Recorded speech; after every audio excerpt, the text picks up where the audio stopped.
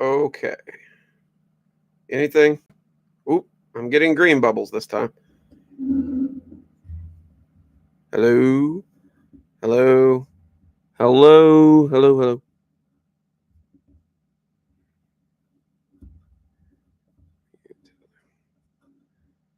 Hello?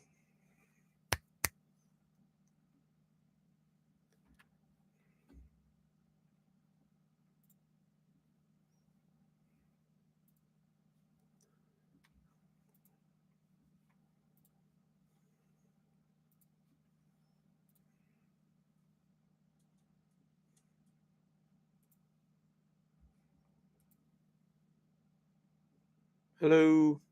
Anybody? Hello? Hello? Oh, I'm just gonna wait for someone to come in.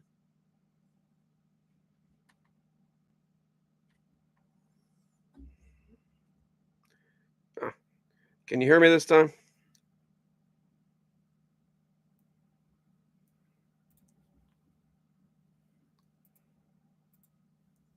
Anybody hear me?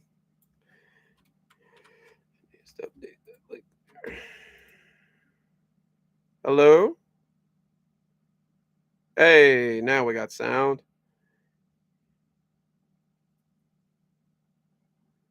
Anything?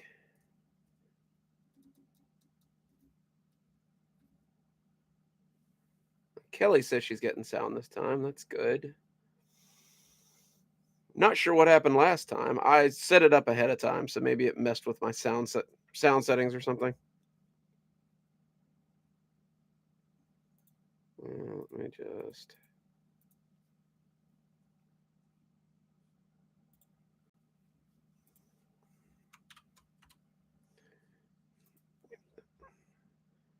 Alrighty.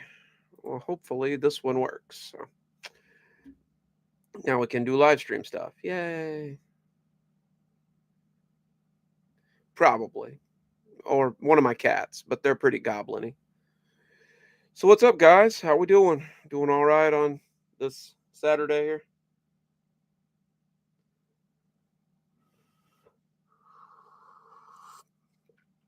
Oh, oh man, I recorded you guys a really cool Tuesday story earlier. I can't wait for you guys to hear it. I'm hoping he writes more because it's such an amazing series he's got going there.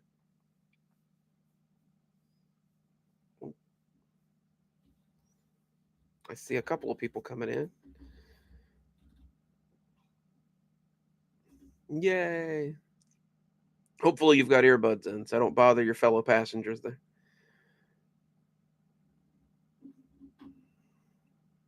Oh, Oregon, goodness. I'm on the opposite end of that, down here in North Florida.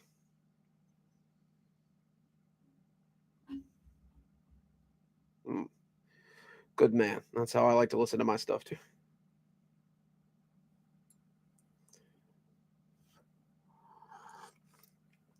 Got a little tea here to keep my voice from getting too crunchy. I've been kind of on and off with allergies lately, so.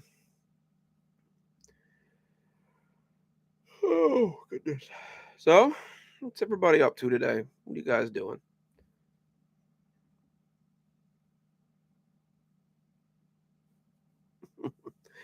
It's weather's not too bad here. It's warmish. Like it's I might go cut my grass tomorrow if the weather stays like this. This is about as good as it gets in Florida.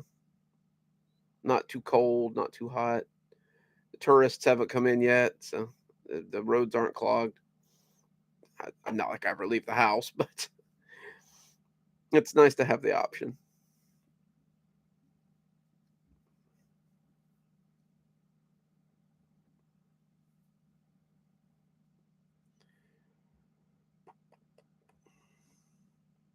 So, any story recommendations? Any questions or anything? I usually run these things so you guys can ask questions and stuff. I know I've got like a million stories. Uh, Usually like this. I'll read a book or I'll sit around and talk to you guys. It just really depends what you guys want. Um, we've got about 5 people now. I can probably grab a story or something if you guys are down for some horror. Or if not, I'm fine to just sit around and answer questions. I really just kinda hang out till you guys get bored with me.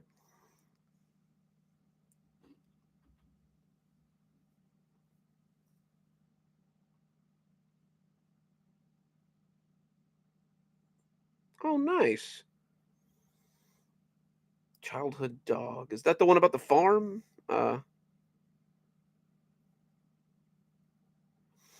Killian's stories are definitely something that I'm gonna turn into a book one of these days. I'm working on it. It's just with with everything else I'm trying to do. Right now, I'm also trying to work on adapting the Dollar General stories into a book. So, but that's going a little slower since I'm doing it in third person as opposed to kind of journaling like the last one did. Oh, okay. I think I remember that one. I don't remember. Um, but yeah, sounds like I do a lot of dog stories. Well, thank you, Kelly. They're always a pleasure to write. I do some of my best writing at work, so you guys' stories helps keep me awake and help keep me from getting fired, I guess.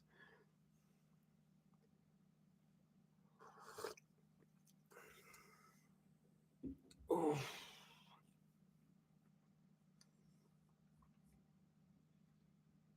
well, I reckon we could.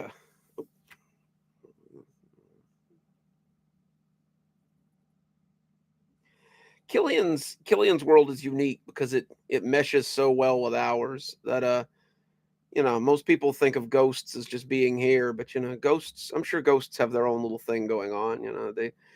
They live their own lives and they do their own thing, and that's I really wanted to look at that and they're sort of meshing with the paranormal and um I read a lot of Jim Butcher kind of during my early 20s, so I really liked how in the Dresden Files books, like the ghosts and the humans were always just like a thin cellophane sheet away from seeing each other.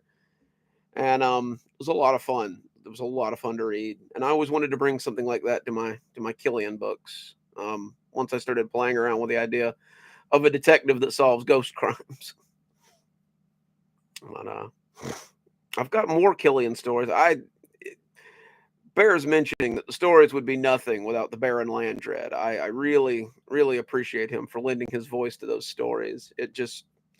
It makes them unique and it makes them fantastic. And I hope he's down to do the next one because I've already started on the next one too. Nice. Which one did you order? Was it the new one or did you get one of the old ones? Mystical Wrath. That's true. Um, Wrath. Wrath's the one where they go into hell, right? I think I've played some of that. Kept falling into a pit, and I kind of just stopped playing it after a while because I could not figure out how to get through this one part. But it's a cool game. I'd love to play it on stream sometime. Oh, okay, you got the new one. No, no, wait, Bleak Vista's the one before this one, but that one's good too. I liked Bleak Vistas. Um, I've changed my schedule a little bit on those. I think the compilations are going to start coming out at the beginning of every year. That way, I can they're just made up of all the stories I've done throughout the year, and you guys can get them. I was doing it in the middle of the month, but it just didn't make a lot of sense. And the problem there is that sometimes I do Halloween stories, so sometimes you guys are getting, especially the guys on my Patreon that are part of the ghostly book tier. They're ended up getting like 2 books within a couple of days of each other. Oh, that's pretty cool. I need to do some of that and start sending them out to random folks.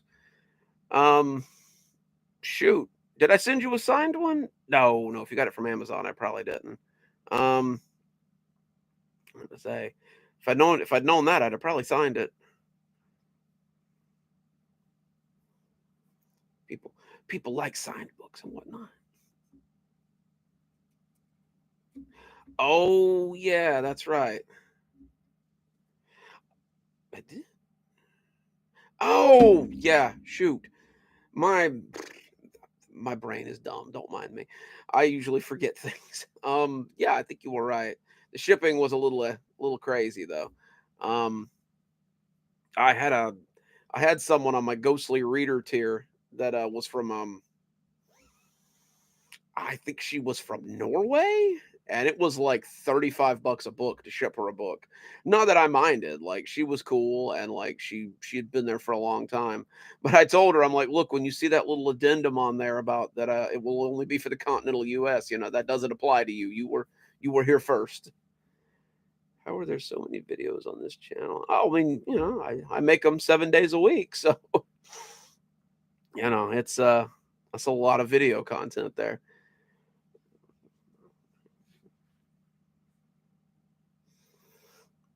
Mr. Gozo really took off. I had somebody making it into a short film there for a little while, but I haven't heard from her in a bit. I probably need to reach out. I wonder how she's doing. Ah, I didn't know Switzerland wasn't part of the EU. Huh. I live in America though. We don't tend to pay a lot of attention. That's on me. Um, we should probably do better. But yeah, no, it's a lot. Like I know inside the United States, if you're shipping books, it's like $5 a package on it. They call it media mail, but they won't let you do it overseas, which is kind of shitty. But it is what it is, I guess.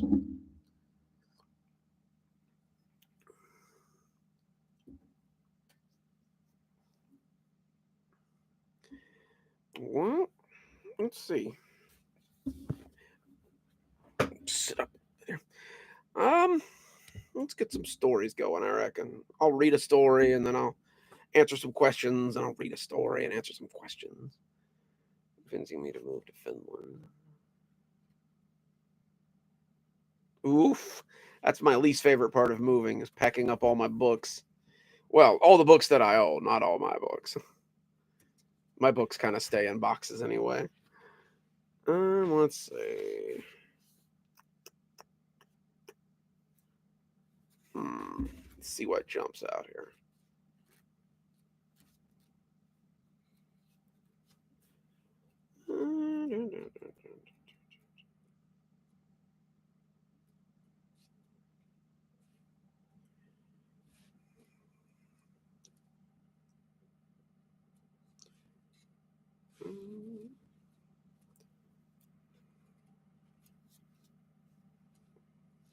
Okay, I keep landing in the middle of stories. Aha.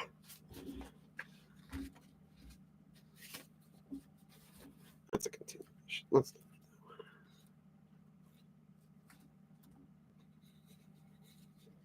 Well, thank you, Kit Kat.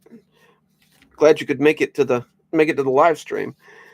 Um, I do one of the I need to start doing more of them, but at the moment it's just kind of whenever. I'll probably do another one when we've hit 4,000 subs. I tend to hit landmarks. But yeah, I don't do them as often as I should.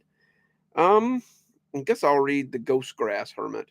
I'm planning on making a series out of that. The guy that the travel documenter here has about I guess 3 stories now. So, I mean, it's already starting to series up there a little bit. Let's see. The Ghost Grass Hermit. I'm an avid hiker, always have been, but I may have to rethink the way I hike after this incident. I've done a lot of hiking in my time, hiking the Appalachian Trail, backpacking through Europe. I've hiked trails on the Mexican border and watched the lights of coyotes as they come down to drop off their cargo. And in that time, I never really felt like I was in danger. I've had some close calls, don't get me wrong, but at no time did I ever wonder if I was going to live through the times or not. My last hike was the exception to that. I was hiking in the Midwest when I came across the most beautiful place I'd ever seen. I can't say exactly where I was. I didn't really have a destination in mind, but I was somewhere near the Kansas Oklahoma border. What I was doing could easily have been classified as vagrancy, but I had the appropriate credentials. So any big bellied Midwestern cops who stopped me knew that I was out here shooting for Natural World, a magazine that had requested some travel shots. It was pretty cool to get paid for what was essentially professional homelessness. And when I stumbled upon the little dell and saw the grass field, I knew I had found my photo op. The grass sat at the bottom of a little dip, and I thought at first that I had found a bog or a marsh. When the ground turned out to be solid, I made my careful way through it as I basked in the smell of wild hay and timothy. It was tall, the tips coming up over my head, and I let my hands slide deliciously over the stalks as I walked through it. I was careful to keep my eyes peeled for snakes or any of the various biting or stinging insects that made at places like this their home. But I heard little beyond the rustle as the residents took their leave of me. It was peaceful in the grass, and I lay down amidst it as I breathed in the heady aroma. I blinked a little longer than I meant to, I guess, because when I opened my eyes, it was nearly pitch black. If you guys are just joining us, we're reading Ghostgrass Hermit. And like I said, I'll stop every now and again to kind of answer chat if you guys want to chat.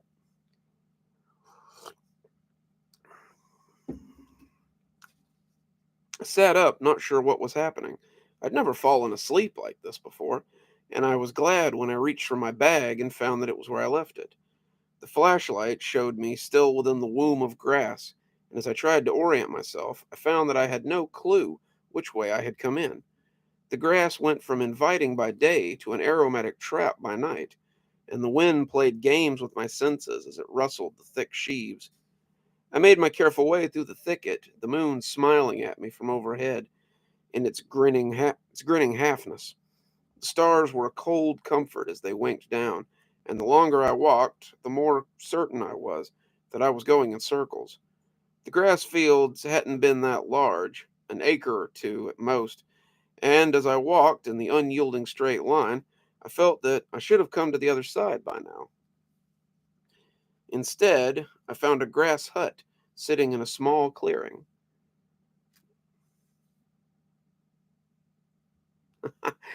Uh, Probably because I wrote it. You should have seen me trying to read the story earlier today that I had grabbed from somebody else. I was all over the place. Oh, well, it's it's definitely something you get used to. I think some of it's because I write them, so I know where they're supposed to the cadence is supposed to go and where the story is supposed to go. Even so, sometimes I write some stuff where I'm just like, I've got to start doing bloopers again, or like some of the pronunciations I do on things are a little crazy. Let's see. Calling it a hut may not do it justice. It was a woven grass dome about 10 feet by 10 feet. The bands of grass expertly ugh, pushed through to create a curved dwelling that was likely to be dry. I could see smoke rising from the center and assumed that there must be a little fire hole carved into it. The inside glowed slightly, like a furnace that's getting ready to go out, and the whole thing sat amidst the grass that had been trampled flat. Whenever, whether by the feet of its inhabitants or not, I didn't know, but something about it looked a little spooky. It reminded me of the cannibals' huts in the old Conan comics, and I hoped my companion wasn't apt. Hope the comparison wasn't apt. I'm like, that doesn't make any sense. Get yourself lost, son? I jumped a foot and nearly dropped my flashlight, turning to see a hunched figure about 5 feet to my left. It was impossible to tell if it was a man or a woman, and its voice sounded ancient, but not threatening. It was hardly 4 feet tall in its hunched up state, and it looked to be wearing a very old blanket in the fashion of a Mexican peasant in a Western novel. The sleeves hung over his old arms like a wizard's robe, and the feet that poked from beneath looked to be covered in woven grass sandals. He grinned up at me with his unoccupied mouth, his gums wet and pulled into a smile, and I had to stop myself from shuddering as the silence stretched on into rudeness. Oh, wait a minute. I remember the voice I gave this guy. Hang on, let me see if I can do it. It makes the story funnier as well as just completely horrifying. Sorry if I scared you. You must have stumbled into the grass here and lost your way. Any idea how I can get you out? No, no, wait. No, no, that's still the guy. Sorry. Sorry you startled me. Sorry you startled me, sir. Yeah, I must have stumbled into the grass here and lost my way. Any idea how I can get out? Just go back the way you came and keep heading towards the sun. Is it towards the sun at dawn? He said, hooking a thumb behind him. But I guess that'll be a little hard till morning. Why don't you stay with me tonight? There's plenty of room in my little abode. Yup, that's my Herbert voice. That mustly unpapeable. Well, thank you, Christy. I get compliments on my accent a lot, and I'm like, do I have an accent? When did that happen? It's that southern twang coming out. I try my best to hide. Let's see. I looked at the grass shack and then back at the little man. He had startled me, but I decided there was probably no harm in him. I agreed, and when he pressed on the side of the grass hut, I realized there was a door set expertly into the side. I had to marvel at the little creature's ingenuity as he showed me in, and the inside of the hut was no less impressive. The whole thing was set into the ground about 5 feet, and the roof extended down to cover the dirt walls. The smoke hole was the only opening to the sky, and the fire within burned cheerily. There was a pot sitting on the fire, and the contents made my mouth water a little. It smelled like meat and grain, and I imagined it was likely rabbit or squirrel, given the man's location. As I sat by the fire, I couldn't wonder how long it had taken to craft something like this. The effort of the work here would have taken weeks, if not months, and the end result was something truly spectacular. I made a mental note to get some pictures during the daytime, knowing the magazine would love to see it. So, what brings you this far into the grass field? He asked, taking the lid off the pot and stirring it with a spoon. I was just hiking, I said, the warm interior making me feel sleepy all over again. I take pictures for magazines and write travel articles, and I sort of stumbled across your field on my way between places. The man ladled some of the pot's contents into a bowl, and as he handed it to me, I was amazed to see that it was also made of woven grass. He lifted a gourd jug to his lips and sipped before picking up his own bowl, and when he offered it to me, I found it was full of spring water. The bowl was full of stew. The meat went well with the roots and things that he had mixed with it. It was a little bland, but it was a little bland but filling, and he seemed to chew over what I said as much as the meal. Taking pictures, huh? He finally said, the words a little muffled as he chewed at the gristle. Are you some sort of reporter? Not really, more like a journalist, I guess. I write articles for Natural World. It's a magazine for outdoorsmen and hikers and the like. The fella, I suppose by then that I'd started thinking of him as the little old man in my head, nodded as he sipped at the broth of his soup. He was quiet for a little bit, the fire crackling between us, and the only sound in the hut. Yeah, he was quiet for a little bit, the fire crackling between us, the only sound in the hut, before he asked his next question. What sort of stories do you write for your magazine? I had been crunching at some of the vegetables that hadn't been cooked all the way, and I swallowed them a little too hastily as he set his next pondering at me. I coughed, reaching for the gourd as the water slopped down my face, and managed to worry it down. The old man's ponderous way of talking and long bouts of silence were a little strange, but I found him to be an agreeable dinner host.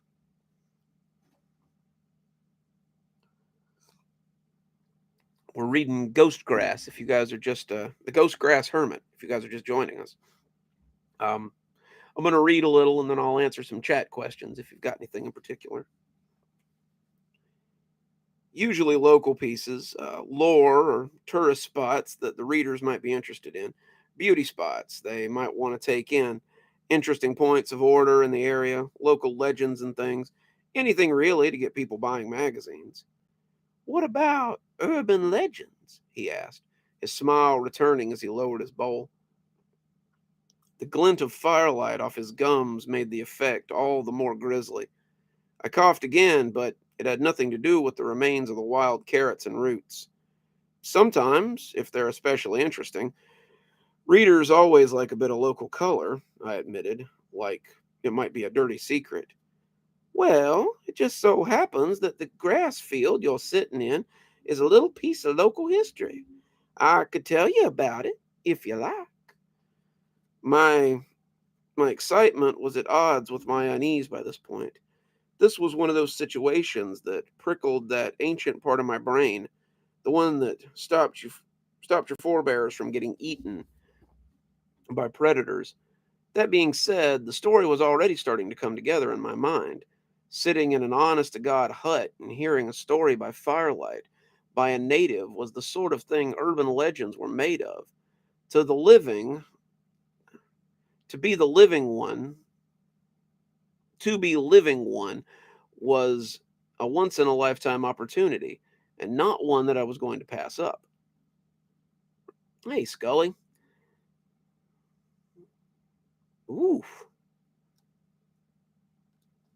Those are the kind of times I like to read during is when it's raining or you got a little lightning storm going. My editor was going to absolutely have a fit when I sent him this, and I could already smell the bonus check. I'd love to. You don't mind if I use it for a story, do you? I'd be delighted, the old man said, and when he leaned forward, his wrinkled old face looked like a jack-o'-lantern in the dancing firelight. I'm glad you got to catch us, Scully. We're reading The Ghostgrass Hermit.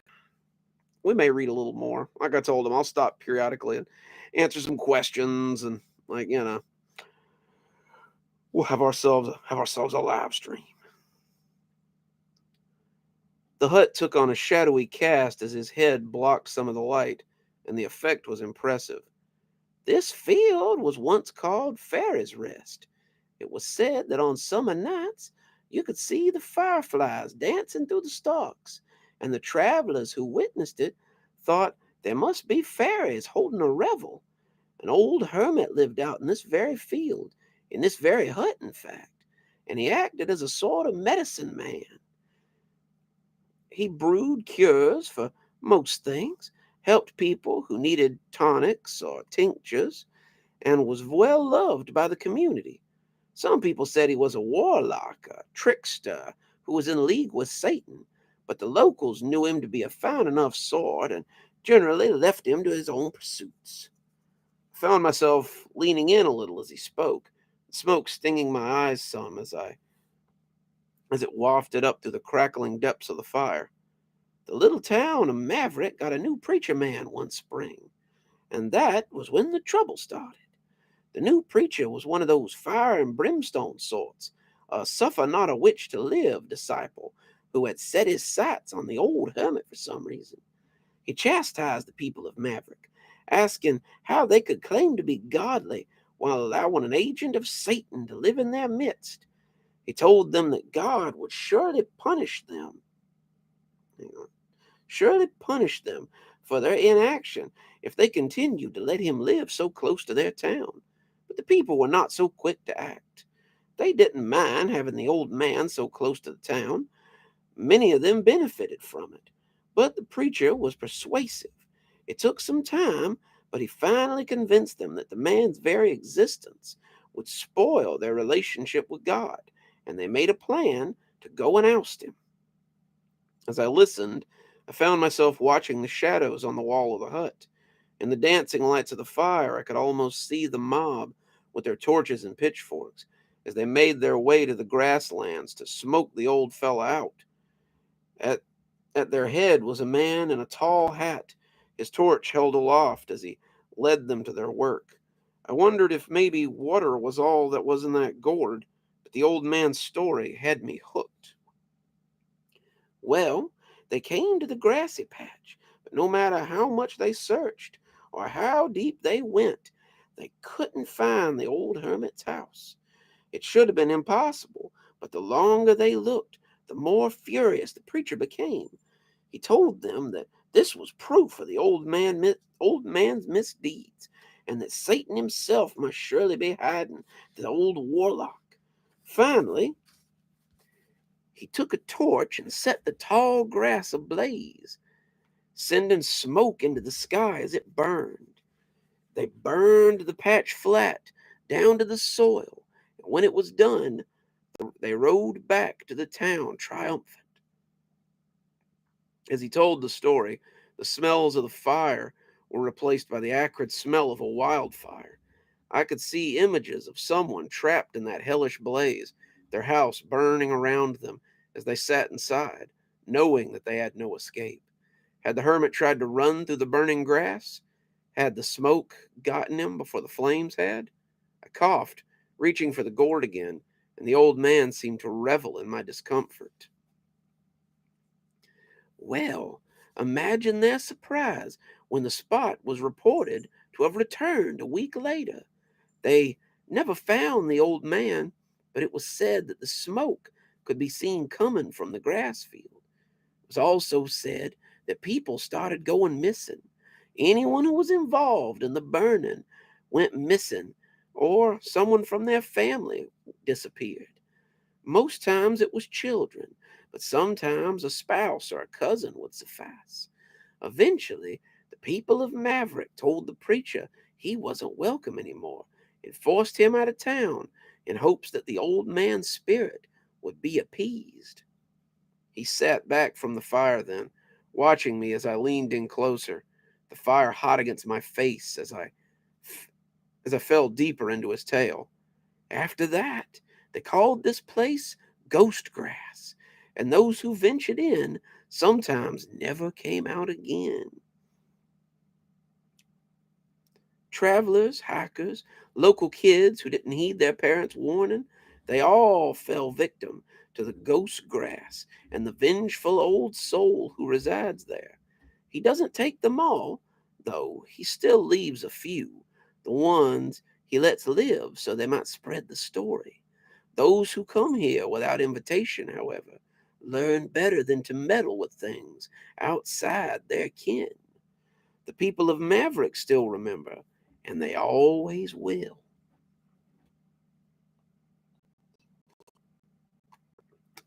Michael Jones, I appreciate that. I'm gonna favorite that. Let's see. I leaned back as he finished, letting the implications sink in. Was he claiming to be the vengeful spirit of the grassy field, or was he just messing with me? Suddenly, I had never felt less tired in my life, but when he suggested that we turn in for the night, I agreed without argument. Where would I go, after all? The people who had come to find the old hermit had never discovered this place. What were the odds that me stumbling out again with only the moon to guide me would do any better? I lay in the shadows of the hut, the fire burning low as the old man lay on the opposite side. He never snuffled or tossed, just lay there like a stone as I shivered beneath my blanket. I didn't want to sleep. I didn't want to drop off with him so close to me, but I felt my long day of hiking catching up with me. I fought against sleep, trying not to fall into the web, trying not to fall into its web, but eventually the matter was settled for me, and I came awake in the morning like a diver breaking the surface. The hut was dark, but I could see the sun through the smoke hole. The old man was nowhere to be found, and I saw little else to do but pack up my bedding and leave. I got some pictures, kind of wishing the old man was there so I could include him, and left the hut behind me. I found my way out of the grass just as he had suggested, and after a single look back, I set off west, just as I had for the last week. The woods were behind me, and the flat lands I found myself in was dotted with farms and fences, crops and cattle, and a dark snake that stretched its way across the ground as far as the eye could see. The road appeared once I broke a hill, and I followed it for most of the day. I saw a sign around noon that told me Maverick was 2 miles up the road, and when the outskirts came into view, I was glad to be back in civilization. I stopped at the local diner to write this down and send it to my editor, wanting to get it all while it was fresh. I don't know why I was worried about missing a detail, because I don't think any of that night will ever leave my mind. The people of Maverick are very familiar with the grasslands and the legends that surrounds them. The woman at the Desert Flower Diner, where I sit now, where I sit now, shuddered when I told her about the night I'd had. She said I was lucky to be alive, luckier than Billy Register and his friends, at least. When I asked who they were, she pointed to a bulletin board by the door. There hung three missing persons posters bearing the faces of three high school kids who had recently gone missing. Thinking about what meat might have been in that pot I ate from makes my stomach flip, but I suppose it's too late to regret now. So if you find yourself traveling the footpaths of Oklahoma and you come across a field of tall, high grass, be very careful. They might hang your missing poster on that board next, should you become the next victim of the ghost grass hermit. All right, that's the ghost grass hermit. Hope you guys enjoyed that one. Uh, let's see.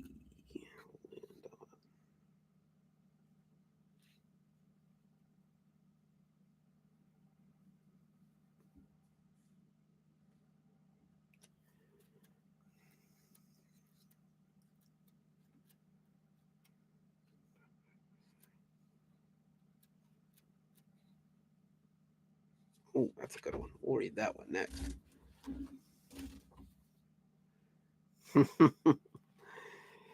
Yeah, you don't know how it is when you live out on your own. Sometimes you got to find your meat where you can get it, I reckon. Um, I was actually reading was a different book that inspired me for that one. Jesus, what is that book? Ugh, I hate when this happens. Anyway, there's a part in the book where this kid kind of beds down in a hovel with a man who tells stories, and he worries that the man might be a ghost, and the guy's just kind of gone in the morning. But I thought to myself, I'm like, man, like a hut made out of grass somewhere, that would be great.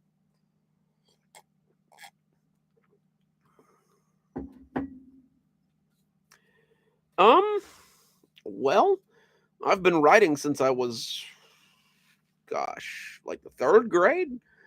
So I don't know, like 30 years, long time. My mom read a lot to me when I was a kid, and she'll tell you pretty flatly. She's like, "Look, I ran out of kid books by the time you were like 3, so I figured The Hobbit was fine, and I just started reading you Tolkien." Um, interface on my mind. So yeah, I attribute a lot of my love of reading and writing to my mother. Um, it seems to have done well. I tell people often I wish I'd picked up horror a long time ago. I was a very mediocre fantasy writer for about 15 years, and then once I stumbled into horror, it all just kind of took off. Um, Not really. I use excuse me. I use Audacity to do my recordings, but that's really about it. I mean, I've got a little filter, but it's just a standard Yeti mic. Um, and most of my stuff is either done through Audacity, or I use Vegas Movie yeah, Vegas Movie Studio.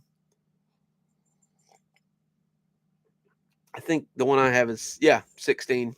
I know there's a newer one, but I like the interface for this one. Sometimes you'll upgrade your to the next Vegas studio, and it's just not the same.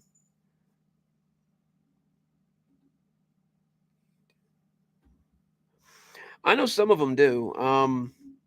The Amazon special I got when I first started recording, which was terrible. I don't recommend it. It didn't have one, and people were like, "You should get Audacity." And so after I downloaded Audacity, that was just how I did all my sound mixing. But nah, Audacity was about the only thing that interfaced with the mic, so that was about all I've ever used.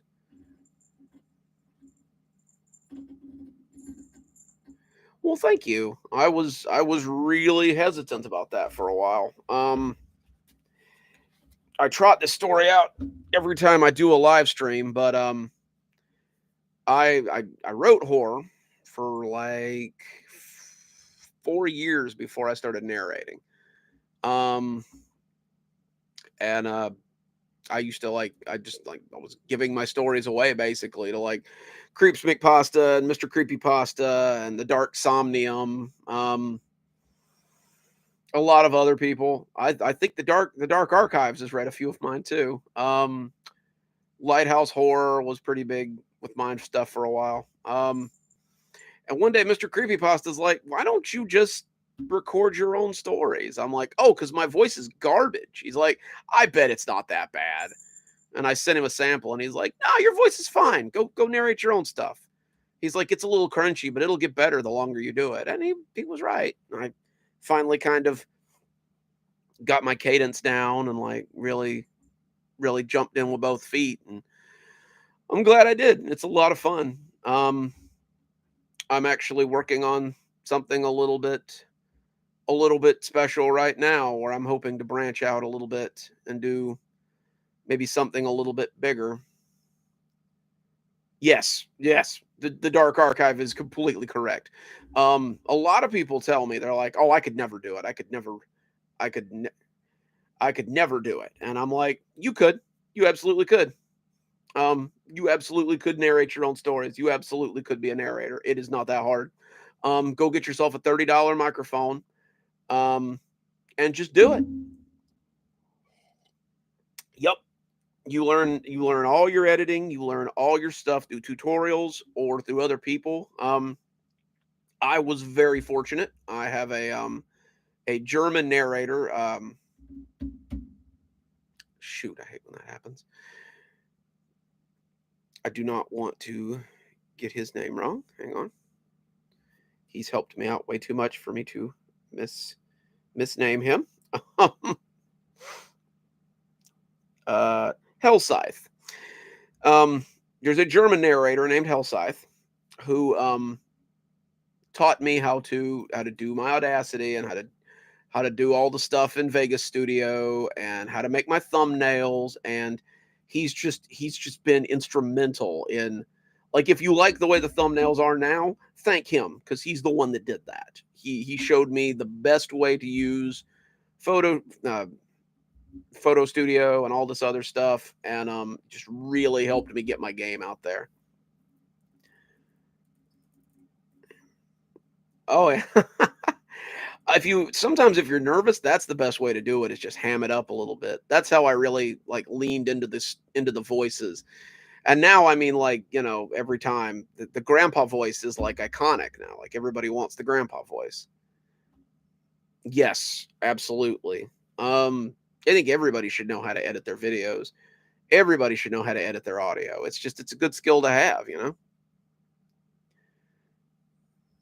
You may have done. He does all of his stuff primarily in German. So I tell him all the time, like, look, I can't understand a word you're saying when you read my stories, but they sound good. I mean, I say the same thing to La Dama de Blanca because she reads a lot of my stuff too in Spanish. And I'm like, your voice is so beautiful. I wish I could understand a thing you are saying, but like you make my story sound really nice. And I appreciate that. Um Well, thank you. The grandpa voice just kind of came to me. Like I needed an old guy voice, and he just kind of came to me. That's how radio. Yup, that's how they sold it. Because like once you can see them in your head, like you've got it. You've probably heard them. Then he's one of like the top 10 German narrators for creepypastas, from what I hear. Um, that's why he helped me out. He's like, "Look, I'll help you with your stuff, and then you can grow." And I've never regretted it. It was a good decision. He's a good dude. I haven't heard from him in a minute. I need to reach out.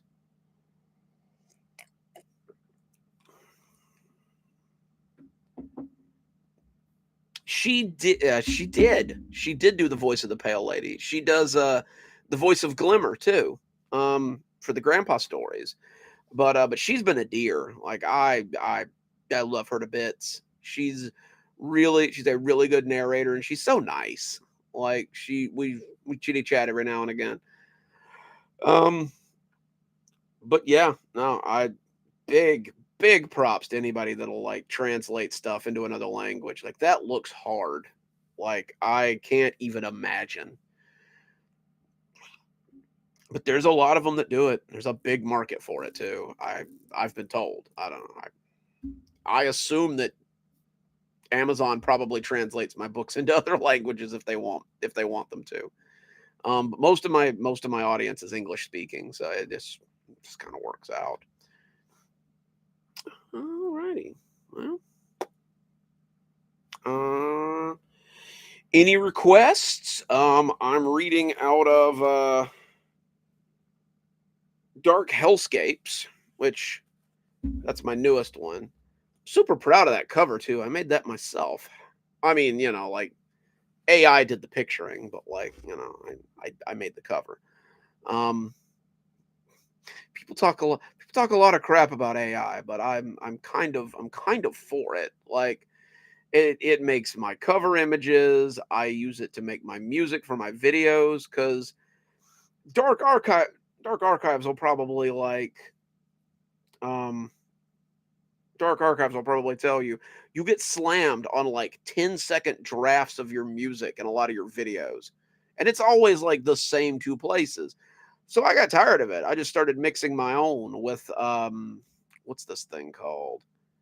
Soundful. And I make all my music with Soundful. It's very basic, but like it's fine. Like and I haven't had a single copyright hit on my music since. I'm fresh out of War and Peace, but I think I've got of Mice and Men somewhere around here. Maybe a little Catcher in the Rye.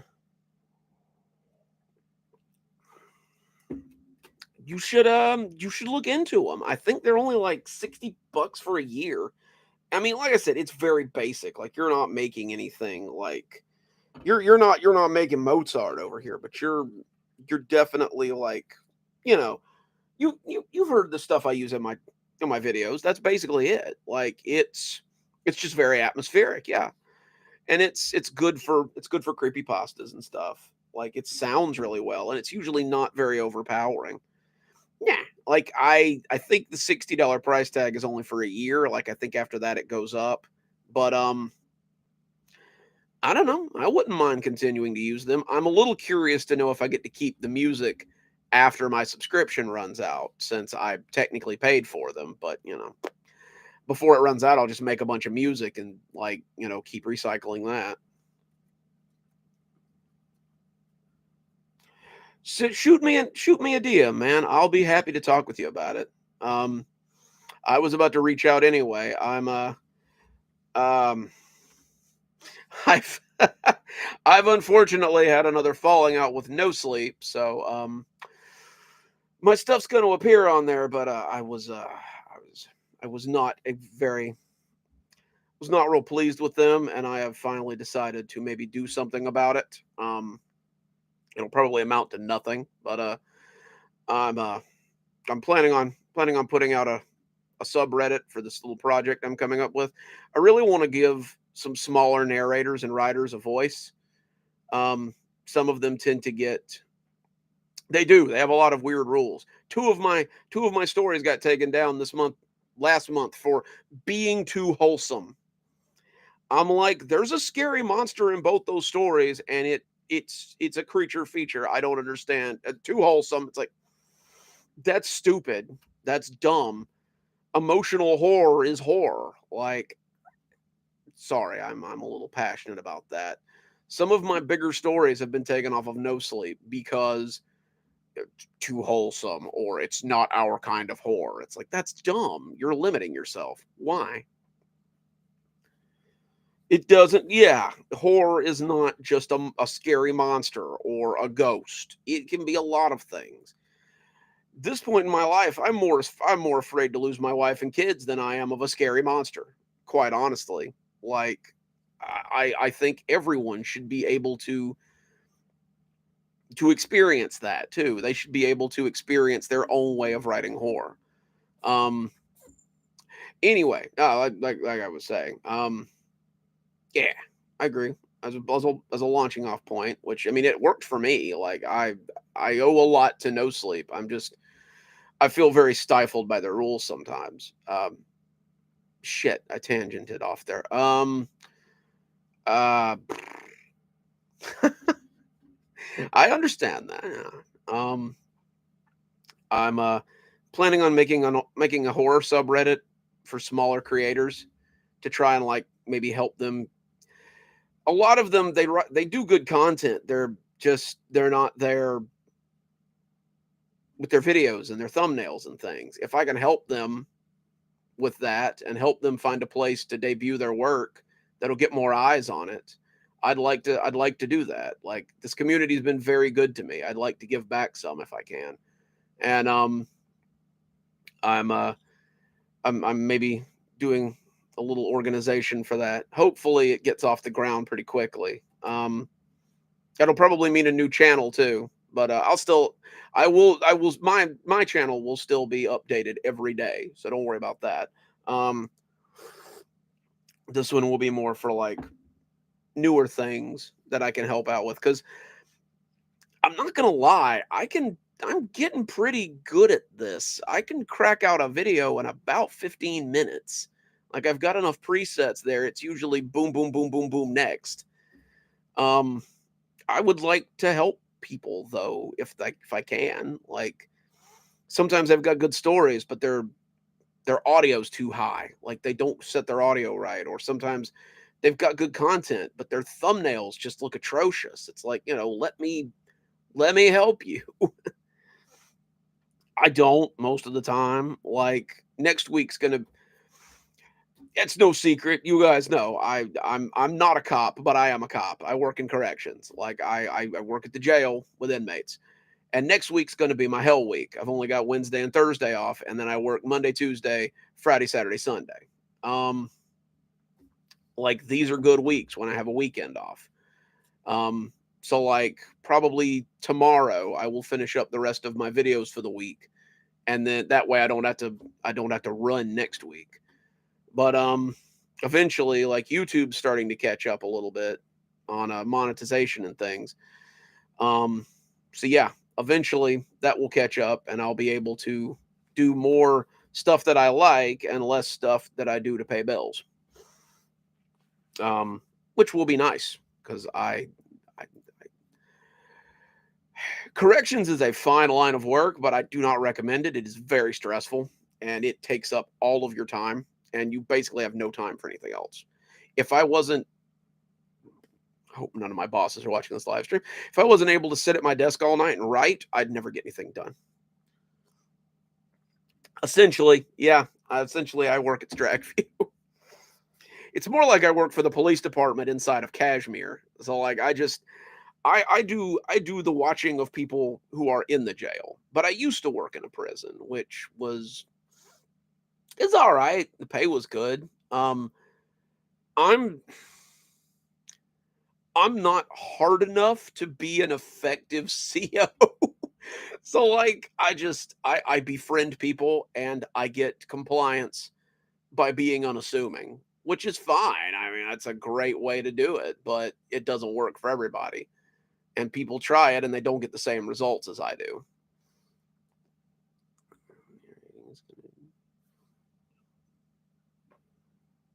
Ooh, yeah, that could be difficult.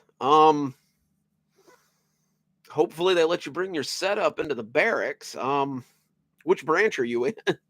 I've been told that barracks accommodations are a little bit different depending on your branch.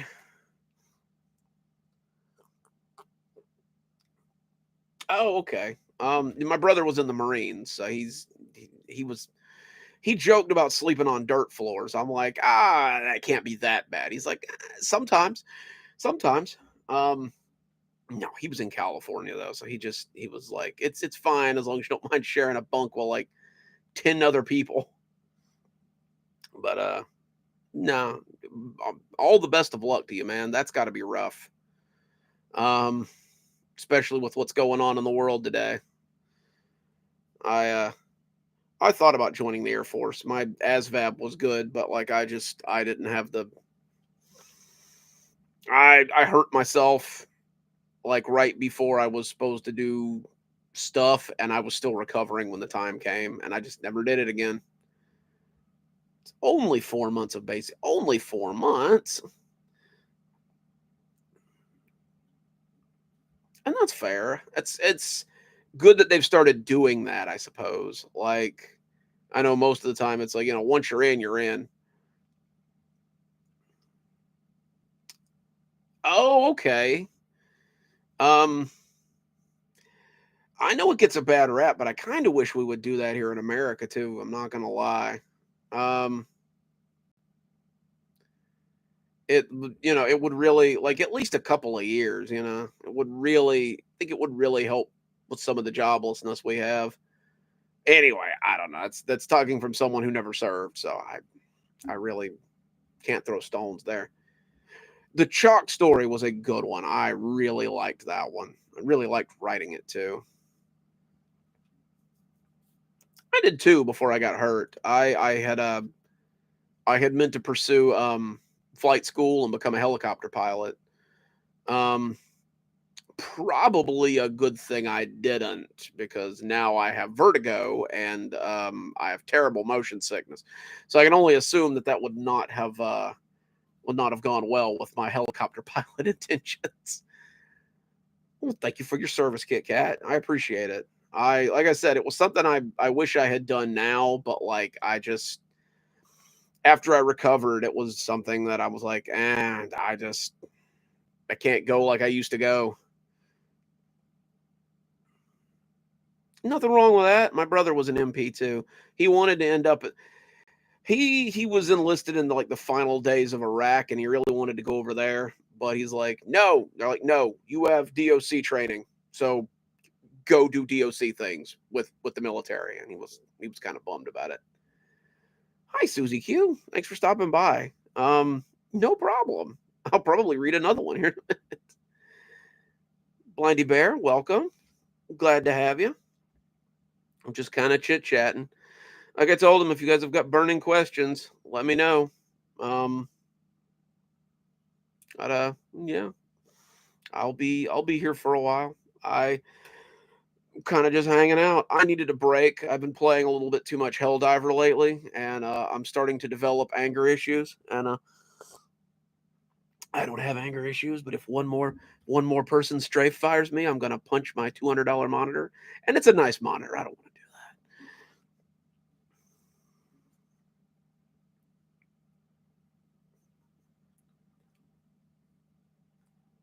Woof. Thank you for your service. Like I said, I had intended to do it, but it just was never something I pursued after I got hurt. I had to have a knee replacement, and the recovery time for it was crazy. Yup, I messed my knee up and had to put it on hold. It is a great game, but I'm gonna need some of my teammates to be better at shooting before I play it regularly. When my teammates kill me more than the enemy does, there's a problem. I have to turn my mic off when I play that game, or else I'm gonna yell some obscenities at some 14-year-old boy, and that's not gonna be good. I haven't done that since Xbox days, and I'm really hoping they didn't keep the chat logs from that. That's what I've heard. A lot of my friends were like, "You didn't miss much." A lot of them have like health issues now that they were like, they're like, "I did not have these health issues before, and now I do." Funny how that worked. But Page Burner made it. What's up, Page Burner? Glad you made it to the live stream. Well, I reckon we'll read another one. Let's see. Oh yeah, this was Xbox 360 days too. Like during the, I played a lot of Call of Duty Modern Warfare. So like I was probably that toxic 19-year-old kid in chat there for a while. I never I never used racial slurs, but I have been known to put inappropriate words in a combination that would definitely get me demonetized. Well, thank you. It's from Spellcloth. I saw him on TikTok and figured I'd give him a call. Figured I'd give him a try. And it's been my favorite. Like I've used it as a tablecloth for book stuff, and I've used it as a backdrop for TikTok videos. With the hiccups. I've used it for backdrops for TikToks and YouTube lives and stuff, and it's been well worth the $30 I spent for it. I like it. It's a good one. Let's see. How about Mr. Danvers? You guys fancy some Mr. Danvers? All right. This is one of my favorites. I I don't like Mr. Danvers as much as I like Mr. Harzo and Mr. Gozo, but Mr. Danvers is up there. I hadn't thought about it until last week, but it seems to have snowballed into something that's gotten out of control. Fun fact, this almost ended up as a Dr. Winter story, but I think I changed my mind. Grandpa's only down to 2 a day now. We had to cut him off with the breathing treatments. I was looking through some photos while helping my mother move, and when I saw him for the first time in 15 that's when I saw him for the first time in 15 years. Dad had passed away a few months ago, and Mom was just starting to clean out some of the things. The picture had been taken at a birthday party, my ninth birthday party, and it showed my friends and I standing in front of the house and smiling as my mom took the picture. There were about 9 of us, all wearing party hats with ice cream mustaches under our noses, but the happy faces of my friends and I weren't what caught my eye. It was the gaunt man standing in the window of the living room, the one looking at us with the spooky black eyes and the sinister little smile. A man who had haunted my childhood, though I've never quite believed in him after the age of 12. Mr. Danver, a specter that my late father had brought to life. Oh, yeah, like my mom had a Mr. Danver, and it was the Wampus Cat, which for some of you who live in the South, you know about the Wampus Cat. It's it's a giant anthropomorphic cat that eats children and lives in the woods. And it terrified me as a kid.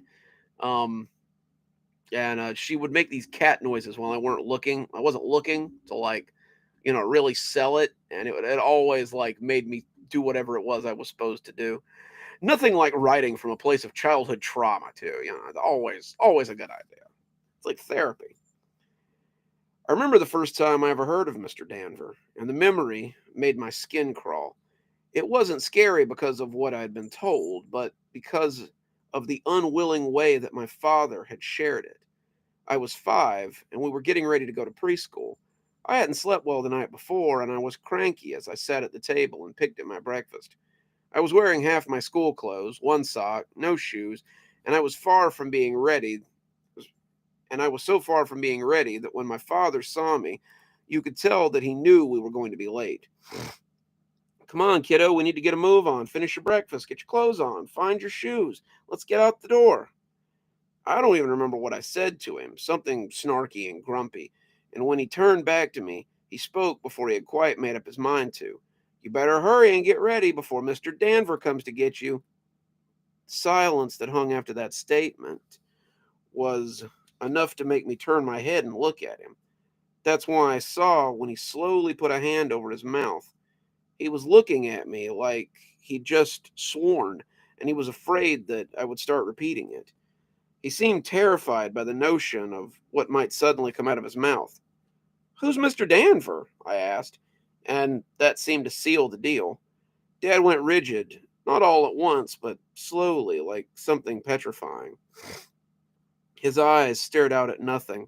His mouth opened a little bit as he gasped slightly. His body seemed to be trying to fight whatever was going on and failing, his mind railing against the inevitable. He looked like a landed fish, something struggling to breathe, even as it struggles with the hook that's been pulled up from.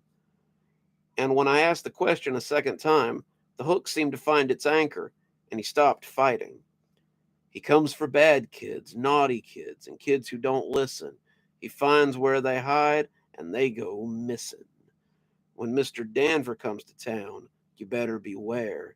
When Mr. Danver comes to town, you better be scared. He's tall and old, with skin so thin. His hair is wispy, gray as tin. His teeth are sharp, his eyes are dark. He'll drag you off. His eyes are black. No, sorry. His teeth are sharp, his eyes are black. He'll drag you off, and you'll never come back. When Mr. Danver comes to town, you better beware. When Mr. Danver comes to town, you better be scared. He delivered it all in the well trained cadence of an off Broadway actor at an audition. It sounded like something he'd repeated 1,000 times, and I realized even then that it was something I would never forget. The scariest part about it wasn't what he said, it was how he said it. The voice was so different from Dad's that it was like watching a ventriloquist talk through him. Suddenly, it felt like a stranger was in the house, and I shuddered as a cold chill ran through me. I didn't say anything in the face of that silence, but when I lifted a hand to my eyes, I realized I was crying. Large, silent tears were sliding down my face, and as my dad came out of his trance, he started crying too. He came to scoop me up into his arms and press me to his chest as he repeated the same thing again and again into my corn silk hair. I'm sorry. I'm sorry. God help me. I'm so sorry. We're reading Mr. Danvers. If any of you guys just joined us, we'll probably read a little, and then answer some questions, and read a little and answer some questions. So if you got any, let me know. Yep, that's that is that is a problem I have with my 9-year-old constantly. It's get your shoes on, get your clothes on, let's go. We got to go to school because you missed that window, and then you got to do the walk of shame into the office. Let's see. When my mom came home to find me watching Disney movies on the couch, she asked why he had called out of work. She asked why he had called out of work and not taken me to school. When he explained the situation in soft tones as he pressed his mouth against her ear, she joined us on the couch and pulled me into her lap. That was the first night I saw the old specter, but it wouldn't be the last. I woke up with the most profound chill I'd ever felt. It ran up my cheek like mice feet, and my eyes popped open as I lay in bed. The room was dark, my toys casting shadows across the floor as the moon crept in through my window. But I knew some spooky shapes were not the source of my discomfort. I could almost imagine that I heard that song that Dad sang as it scampered in with the air conditioner through the vents. I could see the dust motes and the moonbeam as they boogied to that haunting chorus, and as I stared at them, that's when I saw him. He was hunched in the corner, his knees against his chest, and his arms resting on his knees. He was looking at me from the pits of shadows where he sat, and when he realized I was looking back at him, I saw a wide grin stretch across his face. His toothy mouth stretched ear to ear, and as he stood up, I could hear his joints popping like kindling wood. His hair sat neatly on his head as he stood up. No, his hair sat neatly on his head, looking like the hair you saw on zombies in horror movies, and it brushed the ceiling as he rose. He stood until his head nestled in the corner of the ceiling, his frame all of 8 feet tall. He had a hat in his hand, a round thing I would later know was called a bowler hat, and his arms were covered by a rich black suit coat. He was wearing a suit beneath, but I was only vaguely aware of it. As he rose, the moon casting his features in contrast, I was mesmerized by his eyes. They were black pits of shadow that looked at me with mirthful knowledge. Sorry to wake you, he said, his voice sounding like someone who's lost their breath to excitement. I just wanted a peek. I'm sure I'll get a closer look sometime. Toodaloo. I started screaming then, and when Dad came in and turned the lights on, there was nothing in the corner but the star stickers that stuck to the ceiling above that spot. Those stickers never glowed again, and I took them down when I noticed and threw them away. I was afraid he had gotten his taint on them. Dad pulled me into a hug, Mom beside him, hugging me too, and in an instant, hugging me too in an instant, and both of them held me until the shaking stopped. After that, I saw him anytime I did something disobedient. We're reading Mr. Danvers if you're just joining us.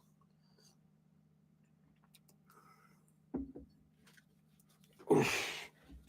Wet the pipes a little bit there.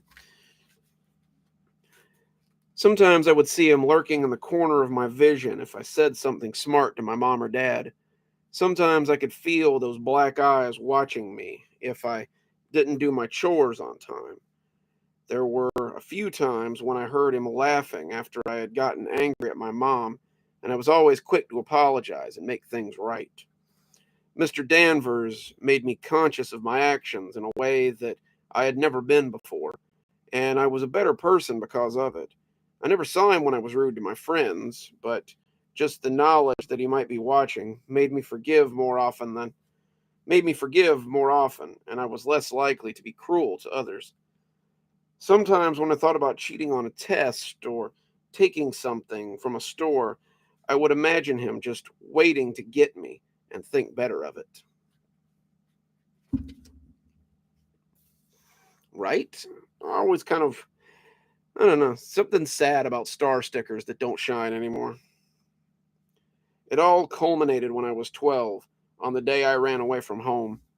I'd been looking forward to a sleepover at my friend's house that weekend, an event that was highly anticipated.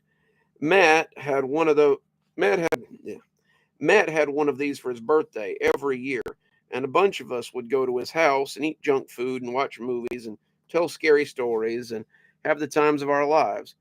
I'd been looking forward to it for weeks, and I knew that if Mom found the math test at the bottom of my bag, the one with the big red F on it, I could hang it up. I had buried it deep in my backpack, but not deep enough, apparently.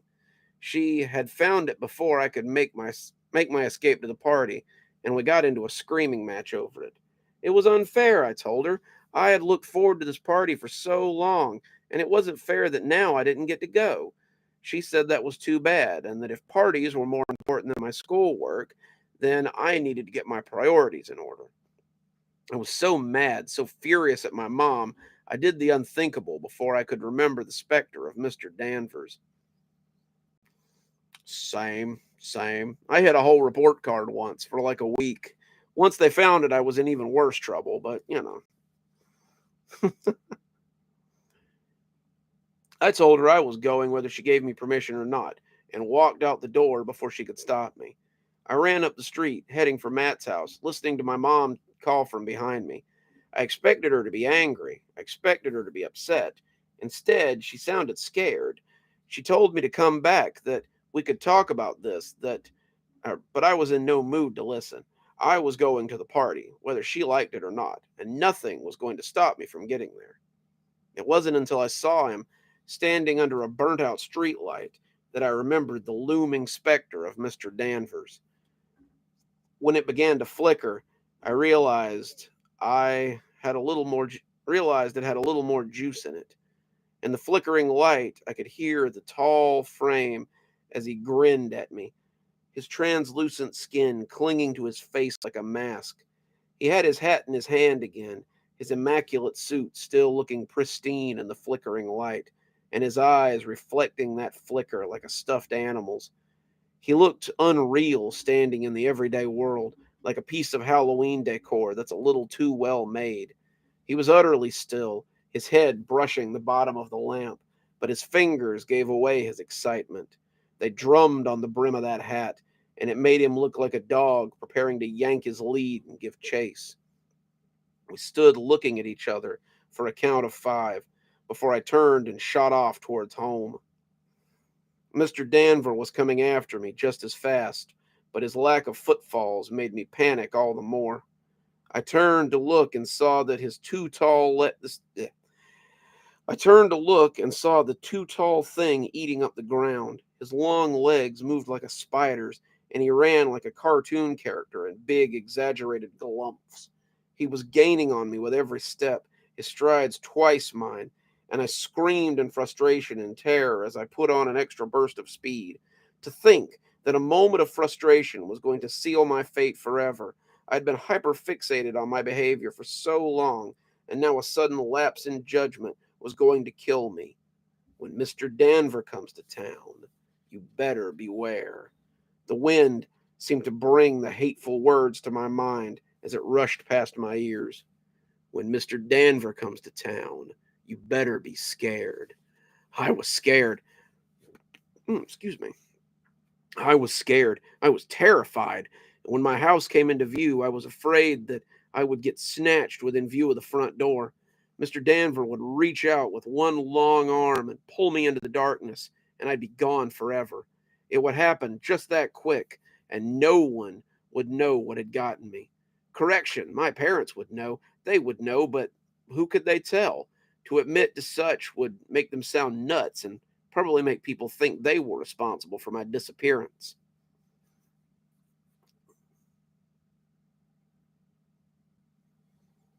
Hell yeah. Mom's got to learn it's party time, damn it. I turned suddenly, going through the gate and running up the walk, and I felt the icy chill of Mr. Danvers' hand as it passed inches from me. I took the steps two at a time, praying the door would be unlocked, and when Mom threw it open, I leapt into her arms. I'm sorry, Mom. I'm so sorry. Please forgive me. Please, please don't let him take me. I pressed my face against her, not daring to look back out into the yard. Mom whispered that she forgave me, but when she talked to Mr. Danver, her voice was a mixture of rage and old fear. Get out of here. All is forgiven. There is no misdeed. You can't take him. I kept my face pressed against my mom, but I still heard Mr. Danvers' spidery voice when he answered her. Another time, then. And when I peeked back, he was gone. Dad came home an hour later, getting off early after Mom had called him, but I was still shaking and sobbing on the couch. Why? I asked him when he came in to join us. Why did you tell me about Mr. Danver? My dad was quiet for a moment, thinking about his answer, before sighing and saying, because it's not something I meant to do. It happens, and someday it'll happen to you as well. Never, I whispered. I would never do that to my child. I shuddered as he wrapped me in a hug, but I didn't pull away. Sweetie, you won't have a choice.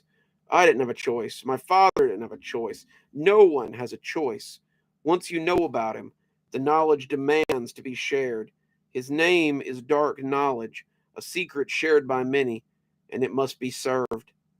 That was when he told me how he had come to know about Mr. Danvers from his father. I was playing with something on the couch when Dad told me to go clean my room. I ignored him, wanting to finish my game, and that's when he said that if I didn't go now, he would call Mr. Danvers. I looked up when he said it, and the look on his face was confused and afraid. Dad, your grandpa, wasn't always the nice guy that you know. He joined AA when I was in high school, but before that, he was a drunk. He could be a mean drunk, too, and I should have known better than to hesitate when he asked me to do something. Instead, I asked who Mr. Danvers was, and when he sang me the little song, it was the soberest I'd ever seen him until that point. The words were forced out of him like vomit, and when he finished, he threw his arms around me and told me how sorry he was. Dad looked at me then, and his eyes were hollow pits. I saw him in my room that night, and it wasn't the last time either. He told me that when he'd told the story to Mom, no, the one about yeah. He told me that when he'd told the story to Mom, the one about his father telling him about Mr. Danver, she had cried and said that she had seen him too. Her dad told her too, and one day you'll tell your kids. You won't want to, but you won't have a choice. The song is as inevitable as Mr. Danver. Oof. Just finishing up Mr. Danvers, if you're just joining us. So have a seat. It's coming up. Where was we? What you got there? I jumped as Mom came in and found me looking at the picture. I put it in my pocket, not wanting to remind her about Mr. Danver if I could help it. I moved on to another box, Mom taking the box of photos I'd been looking through, and I tried to put the name out of my mind. It was easy to do as I worked, but as I sat at home later, still sore from a day of moving furniture and sorting boxes, I started thinking more and more about it. If my parents and I knew about Mr. Danver, then who else did? I pulled up Reddit and made a post before I could think better of it. I didn't know if you could transfer the knowledge like this, but I wanted to know bad enough to find out. Hey guys, just remembered something from when I was a kid and I wanted to know if anyone had ever heard of it. My dad told me a spooky story about Mr. Danver when I was a kid, saying he would come and get me. My mom knew about it too, but I was wondering if it was something anyone else had heard of, or if it was something he made up. It had barely sat there for 5 minutes before I got a response. It wasn't the last either. Yeah, my dad told me about him when I was little. Seems like I must have had nightmares about him because I can remember dreaming he was in the corner of my room sometimes. OMG, so weird. This was exactly what my mom called it too. It was weird when she told me too. I thought she was having a seizure. My uncle used to tell me that he would come and get me if I was bad. Wasn't there a song or a poem that went along with it too? Yeah, it was pretty catchy, but I can't remember all the words. On and on and on. The thread had around 100 comments, and not all of them were from Americans either. Mr. Danvers seemed to be something that lived in the consciousness of most English speaking people. And even if it had a different name, the description they gave were exactly the same: tall, suited, pale, wispy hair, sharp teeth, black eyes. The description was universal, and the idea that I wasn't alone made me feel a little better.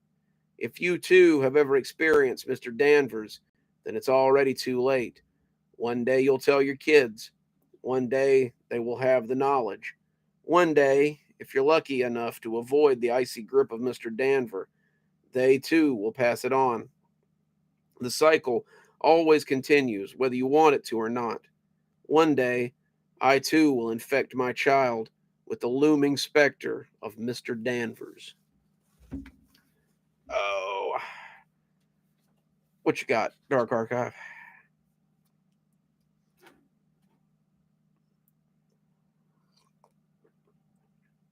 Yes, absolutely.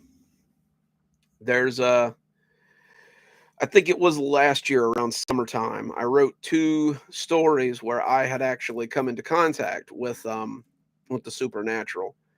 Um, I've written it's the one about the Martin House. I don't know if any of you guys live around Panama City, but there's a house called the Martin House, and it is haunted AF. Like like it's bad.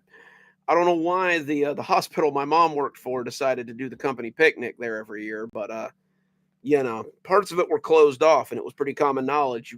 You didn't go there. You didn't go in there.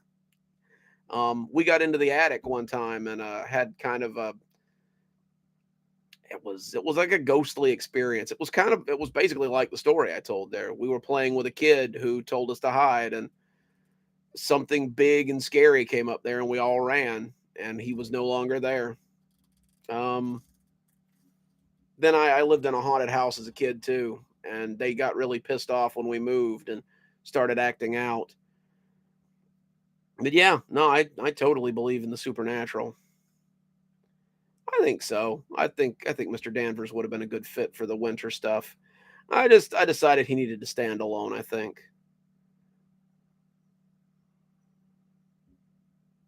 You should write it. You should absolutely write it. Most people online are pretty willing to believe anything that you put out, but like there's people that'll tell you, "Yeah, that sounds legit." That was what I got. They're like, "Man, this sounds real." I'm like, "It is real. I lived it." And they're like, "Oh, well, shoot. Lucky you."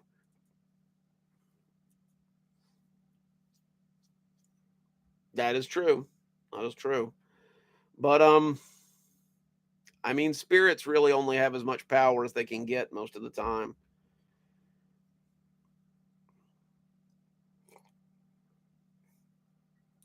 I can't wait till we start encountering ghosts that do Fortnite dances. I mean, that's it's gonna be a big time. I wonder why it's only like old Victorian ghosts that anybody ever encounters. Like it's never like ghosts from the 80s or something. Like I don't think I've ever heard I don't think I've ever heard of somebody encountering like a 90s ghost or something. Um the ones at our house were definitely just like old ghosts. Like they never really did anything terrible. They just, they pushed things over.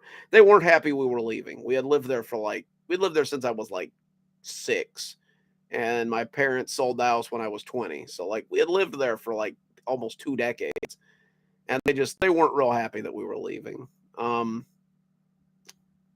Now when I lived in Georgia, we had it was a little group, and we used to like go around and like when I used to hang out with pagans, like we used to go do like ghost walks and like, check on energies and shit. Real like cringe goth behavior. But we got called to these people's house, and they were constantly smelling smoke, and they couldn't find anybody that could tell them why. And we looked around, and the girl who claimed to be a medium like told us that she had sensed something in the house. Um, I don't know. I ran the equipment. I never found anything conclusive on the equipment, but a week after we left that house, it burnt to the ground and killed both those old people, and it was real sad. But there was no reason why it should have either. Like electricians had checked the wiring. They'd had a home inspection. There was no reason that house should have burned down, but it did, and it was nobody's sure why. Just run you some sage through it. That usually works. We do that to just about every place we move into now. My wife's not really into the whole like witchy thing, but she still lets me burn sage in the house. I notice sometimes.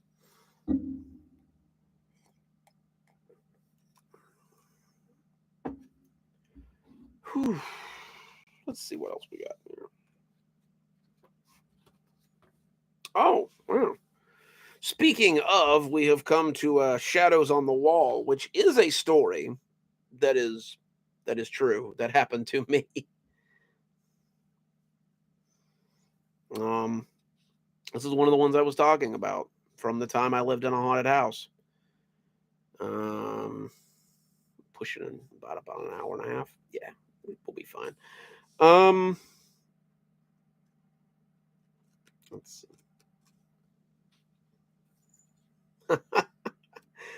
Oh yeah. Um, it just turned out there was like a murderous homeless guy living in there or something, right? I always liked the one where he used to stick his head out the car window, and then he accidentally like bonked that dog and his head came off. I think about that sometimes. Ooh,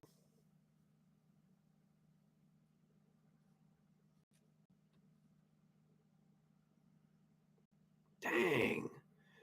Yeah, if ever oh ever there were to be some pissed off ghosts, it'd probably be there, I should think.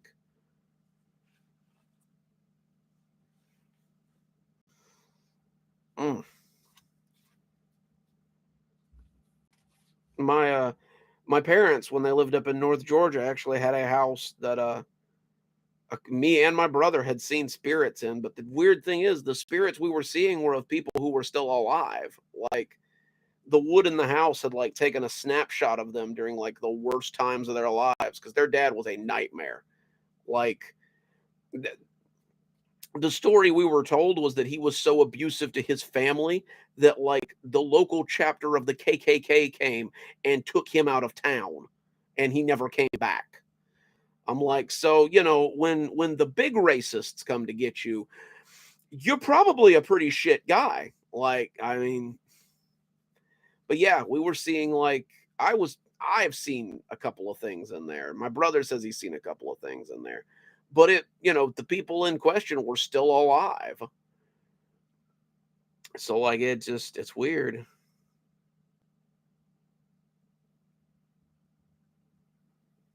Sometimes the power of prayer, man. That's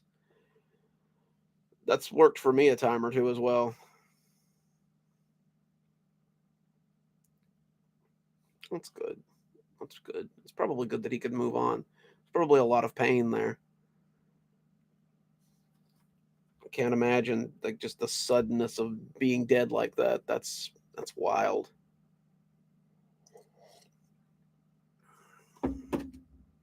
Let's see.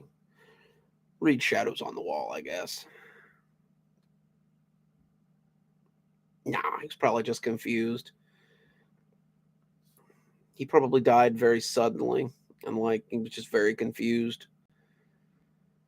Spirits is weird, man. Spirits is weird. When I was a kid, I lived in a haunted house.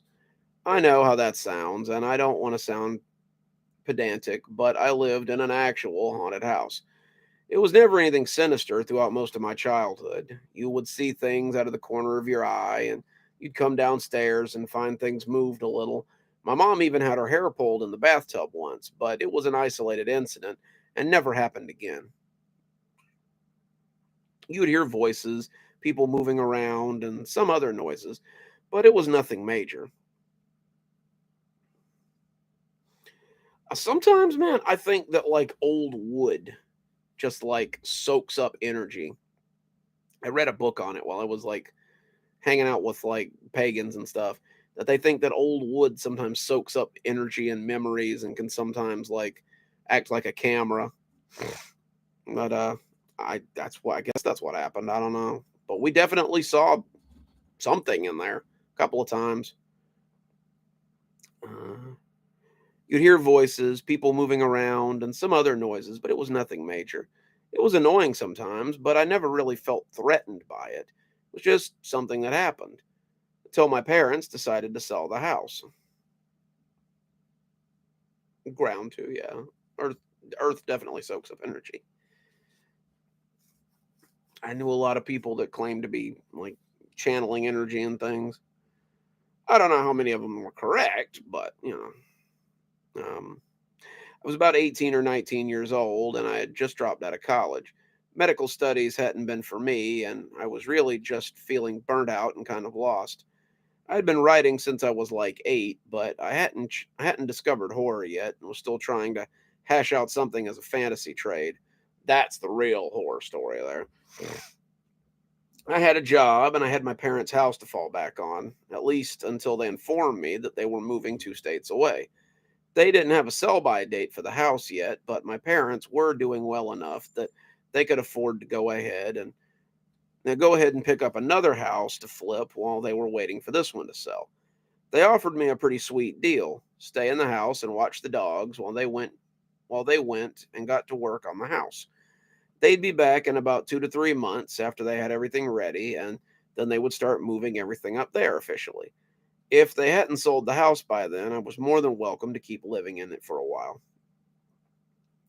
This turned out to be moot since I didn't stay in the house longer than a month. It started out with little things. Things were always going missing in the house: car keys, coffee cups, books. But now they were nowhere to be found. I lost my car keys 3 different times in that month, and each time I had to go to the dealership to get a new one made to the tune of about $50. My school textbooks that I'd been trying to sell to a classmate also went missing, as did my Game Boy and a bill that I'd been planning to pay to keep myself out of debt. That that's just the stuff I can remember, but it was a constant struggle, waking up wondering what was going to be missing. The dogs also got very nervous in the house. My parents kept border collies, 2 of them, and they've always been welcome in the house. They've always been welcome in the house, along with the other menagerie of animals that my mother kept. They had never been uncomfortable coming in and out before, but now they seemed to want to live on the back porch rather than in the house. The Florida heat is no joke, and when a long haired dog would rather sleep in an unair conditioned back porch then inside, you know something's going on. I just chalked it up to they missed my parents, but I had no idea what was about to start happening. That was about the time I noticed the shadows. I slept upstairs more than anything, feeling safer upstairs in case someone decided to break in. We had neighbors who were less than reputable. Our neighbors were meth heads. And our house had been broken into while we were out on vacation before, like 3 times. We finally stopped putting nice things out where people could find them. I figured that if someone broke in, being upstairs would give me more time to get the gun ready and call the police. But the real problem was already inside the house. Sometimes I would wake up in the middle of the night, awoken by a sound or by a feeling, and see things moving in the room. Not really moving in the room, I guess. I'd see the shadows on the wall as they walked behind me or around the bed. I turned my head to confront them, but there would never be anybody there. The room was always empty, and a search of the house would prove that no one was in there. What's more, even though they were on the back porch, I knew the dogs would pitch a fit if they smelled someone in the house. They might not have liked being in there, but they still didn't like anybody else being in there if they didn't know about it.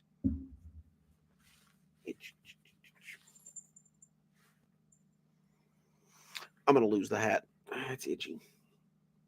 There we go.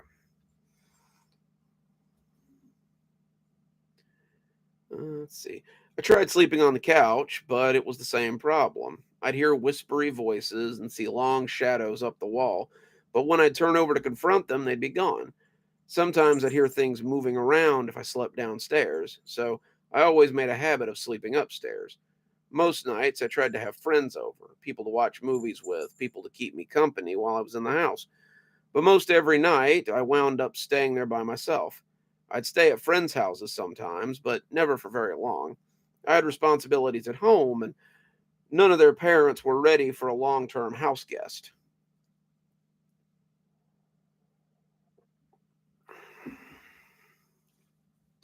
I should have left after the shower incident, but I managed to talk myself out of it. I really wanted to believe that I had just scratched myself on something. No one wants to believe their childhood home is haunted by hateful spirits. I was in the shower about 3 weeks after they left. I was getting ready for work, soap in my hair, soap in my eyes, when suddenly something scratched my shoulder. I opened my eyes and immediately regretted it, but I started looking around to see if maybe one of the cats had scratched me or I had run into a hook on the wall or something. Mom had little hooks on the wall for the loofahs. Mom had little hooks on the wall for the loofahs and things, but they had already taken them down. I didn't see my cat anywhere in the bathroom, and I went back to cleaning the soap off myself before inspecting the scratches. It was just my shoulder blade. Excuse me. It was from my shoulder blade to my mid back, and it looked like 3 long scratches that looked red and a little infected. I put ointment on them and put a big band aid over them. Mom was a nurse, so she had a lot of stuff in the craft room and tried to ignore it. It was just an accident after all. These things happened, and I fed the dogs and went to work as I always did. When I got home that night, that's when the weirdness really hit a fever pitch. The second I came through the door, it was around midnight, and I could swear I heard people upstairs. It sounded like 4 or 5 of them moving around on the second floor. I grabbed my dad's gun that I kept by the TV stand and headed upstairs to have a look. I hadn't seen any signs of a break in, no broken windows or open doors, and I wondered how they had gotten in without being seen. My parents had a big house, but most of the easy access entryways are in the living room. Unless the guy broke in Unless the guy broke into a back room, I didn't figure they could have gotten in without being noticed. I came up the stairs, Beryl leading the way, but as I spun into the large front room where my parents slept, there was no one there. I searched the house, upstairs and downstairs, and I found nothing. It was as if I had imagined the whole thing. The dogs, sleeping peacefully on the back porch, led me to believe that I was just getting jumpy. And as I got ready for bed, I couldn't help but listen out to make sure that it hadn't just been my nerves. When something kicked the front door in, I jumped about a foot. I've been I've been washing my I had been washing my face in the sink, and I winced as the soap got in my eyes again. I came downstairs. I came down the stairs several at a time, the gun back out in front as I found the door open, but no one was there. I had expected to hear footsteps as I came down the stairs, maybe even people running, but there was no one. It was an empty house with nothing in it. I made another pass of the house, but still found nothing. I was getting jumpy, really not liking what was going on here, and it was getting harder to get to bed. I thought that I brought the dogs back inside, little as they wanted to come in, and tried to coax them upstairs with me so I would feel like I had a little company. I had known these dogs I had known these dogs their whole lives. I helped my mom raise them when they were puppies, and it was the first time I had heard them growl at me when they stoically refused to go upstairs. They didn't snap, but I got the feeling that if I pressed the matter much more, they might. I finally left them downstairs, deciding to close my bedroom door and get some rest. I put a chair under the front door as well. No sense waking no sense waking up as it slammed open again if I could help it. We're reading Shadows on the Wall if any of you are just joining us, so pull up a chair. I managed to get to sleep after some unsuccessful tossing, but when I did, it was short lived.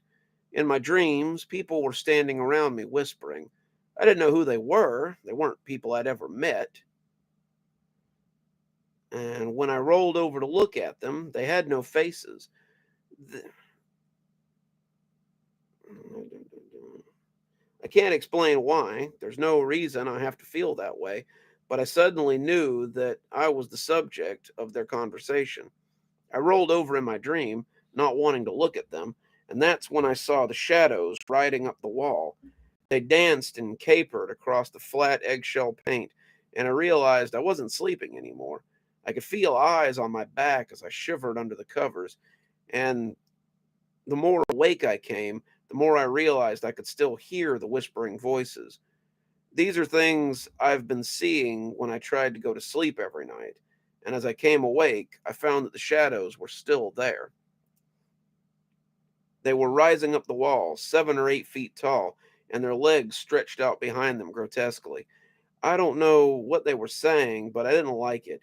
It was something like muttering, a constant flow of low talk. And when I turned to look at them, they didn't disappear this time. I couldn't see them, no more than I believe they could see me, but I knew that they were looking at me. I was filled with the most profound terror I had ever experienced. I didn't know what to do. Did I did I stay? Did I go? This was my house. I'd always felt welcome here, and this was the first time I had ever felt it would ease in the first time I had ever felt ill at ease in the house. In the end, I chose not to confront them. I rolled out of bed as quick as I could and ran for the door. The dogs looked at me like I was crazy as I went downstairs, but I didn't really care. I was not staying in that house for another minute. I went to my car, opening the door, but remembering that I'd left the keys inside. I looked back at the house, but the thought of going back in there made my knees weak. There were no astral lights in the window, no weird figures looking down at me. Excuse me. But looking at that dark house by night made me never want to go back in there again. I slept in my car till morning, and after the sun came up, I went in and got my keys and a few things. I called a friend of mine and asked if I could spend the night at his place indefinitely, and after telling him what had happened, he agreed. I don't think he believed me, but I think he believed that I had seen something. His mom was the kind of person that believed in almost anything, and when he told her, she insisted that I come to stay. I stayed in his house until my parents sold the place, and then I went to live with my grandma until I got a place of my own. I thought I might be done with the weirdness in that house, but it had one last surprise for me. I went back a few weeks later to help them move upstairs, moving things onto a truck, and when we lifted the sectional, I found something. Underneath the couch was everything I'd been missing, stacked into a neat pile, as if just waiting to be discovered. My dad laughed about it, saying I must be kind of scatterbrained, but I knew I had checked everywhere. I had checked under the couch many times. I helped them move their stuff on the truck, but insisted on being gone before dark. They thought I was being silly, but I never came back there after dark again. When they sold the house a few months later, I got my stuff out and never went back. Mom got into ghost tours and things later in life and did some research on the place after I told her what I'd experienced. She was almost giddy when she told me about the checkered past of the house we had lived in. Several people had died in that house, and not all of them were of natural causes. There were rumors that two brothers had dueled in the backyard, and one of them was still buried on the property. A boy drowned in the pond that sits in the corner of the land. Several people died of natural causes in the bedrooms, and whether or not they're the ones haunting the house, I don't know. I find sometimes in my life that strangeness follows me. It seems to seek me out, and I think that might have been part of the reason I started writing horror. The closer I get to understanding it, the more I know I'll understand my own reasons behind it. And that's not the only strange thing that's ever happened to me in my life. Perhaps I'll tell you about a few more of them sometime. And that is Shadows on the Wall.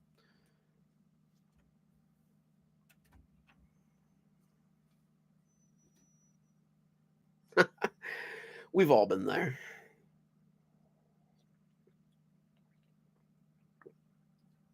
Well, guys, we're pushing up on the 2 hour mark here. Did you guys have anything you wanted to ask me or anything? Any questions or anything? I'm all ears. I'm going to take a break from reading for a minute, probably. Voice is getting a little scratchy. Yeah, that actually happened. To me, I was probably about 19. I've got a brother-in-law that makes mead. Some of his is a little aromatic, but it's good mead.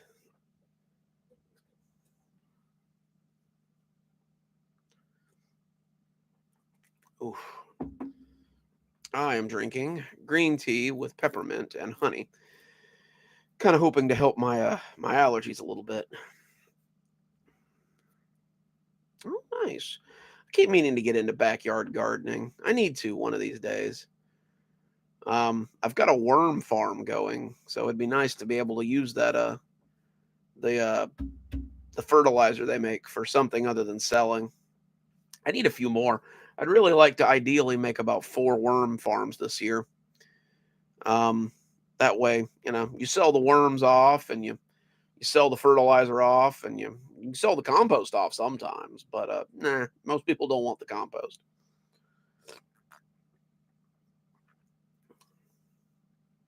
Ugh.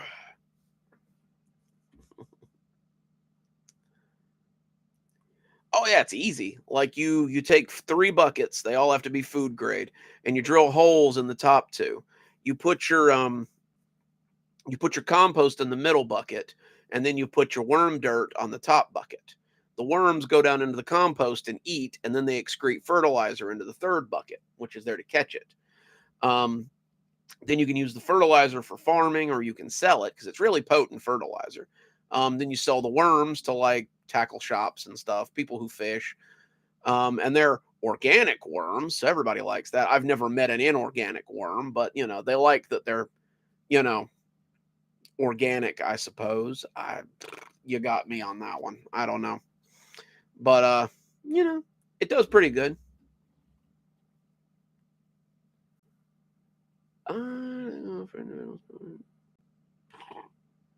Usually through Reddit. Most people contact me through Reddit for the stories. um, Now I do charge readers fees for stuff that people read on Reddit.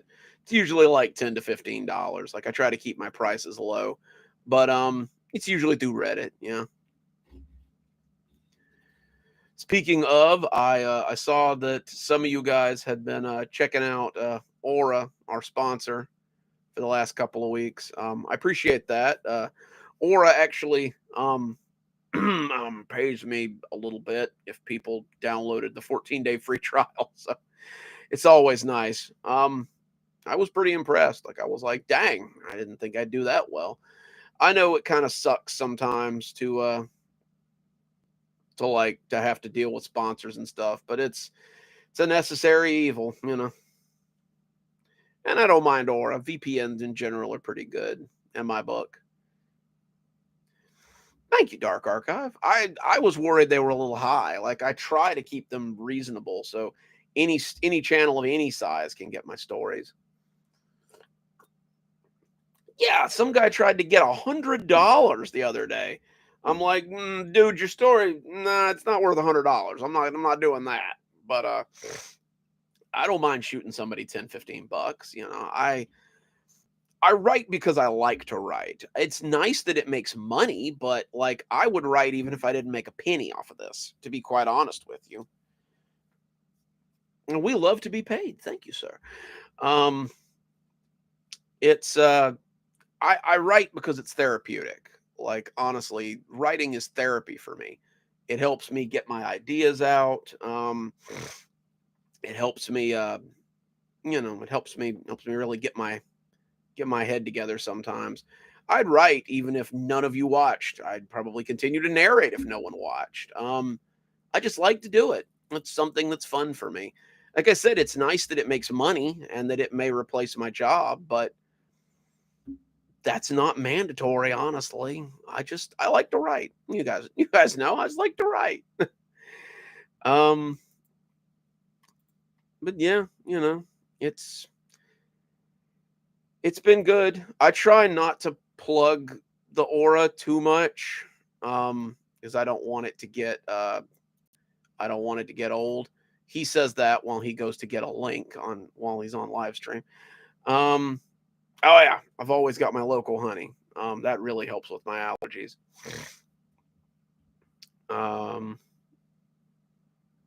my mom's talking about raising bees, so like I'm hoping to get in on some of that.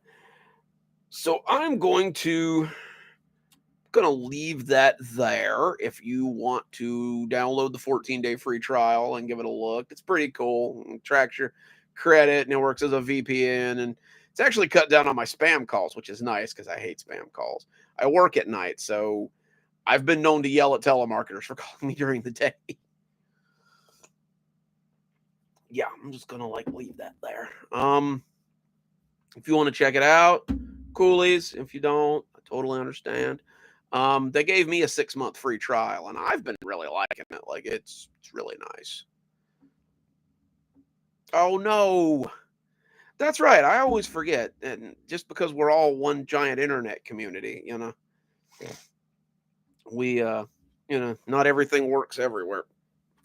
Someday, yeah, I would really like to get into like raising bees and things, composting and like um in Florida, I mean, the weather's so temperamental. I know a lot of people that have greenhouses that they run year round. Like you can grow damn near anything in Florida with a greenhouse. Like our weather rarely gets below freezing. Like we had, I think it was like a week this winter where it was below freezing. Does it? Just a week. Oh, that's hyperbolic. Maybe 3 weeks. It might have been 3 weeks. Um, and just it was just at night too. Like during the day, it was fine. No snow, no nothing. It was it was good. I'll call you back, mom. That's true. The greenhouses are good for that too. Like a lot of them around here make them out of like wood frames and bisqueen. I think it's most of it's about sealing it in. Like you got to seal it in right, or the cold's still going to get your veggies. But I wouldn't mind doing more than that. Maybe keeping some chickens, so I could like sell eggs at the farmers market and things. Grow tent, yes, I love grow tents.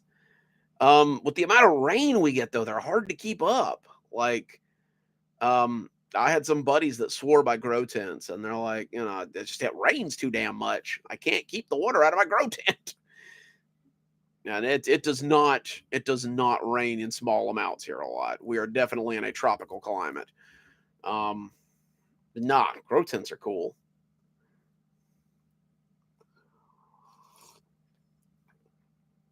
Your weather gets a little colder than mine too, though.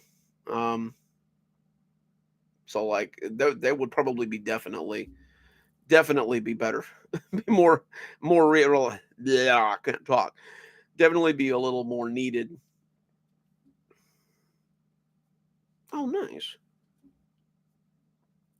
Yeah, yeah. If that is something a lot of them do around here. And then like the chickens, they use the bathroom in your field, and so you have fertilizer on delivery there, which is nice. Yeesh, that is cold. Like I said, I think we only got. I don't think we ever went below 20 degrees, like at any given time. Um, which wasn't bad. Like my jacket is like my work jacket is somewhere between like a real jacket and a windbreaker. So like it's always nice when I don't have to like break out my big thick jacket. I think I just have two. Um I've got the one about how the town celebrates Easter in the old way, and then I've got the Easter surprise story, where the kids are trapped in the house with like an Easter bunny character or something. Nobody does. I've been trying to branch out a little more. Like I've been trying to do more holiday, cuz like everybody does Christmas and everybody does Halloween, but nobody really does anything else. Like I don't see a lot of Valentine's Day horror, and Valentine's Day is a holiday that is ripe for some horror. Um I don't see I see Easter. Easter's probably about the third most seen one that I get, but you still don't see a lot. See, I like them when they're done well. I don't like them when they suck. Like, too many of them are just done to death. Hi. Oh, well, thank you.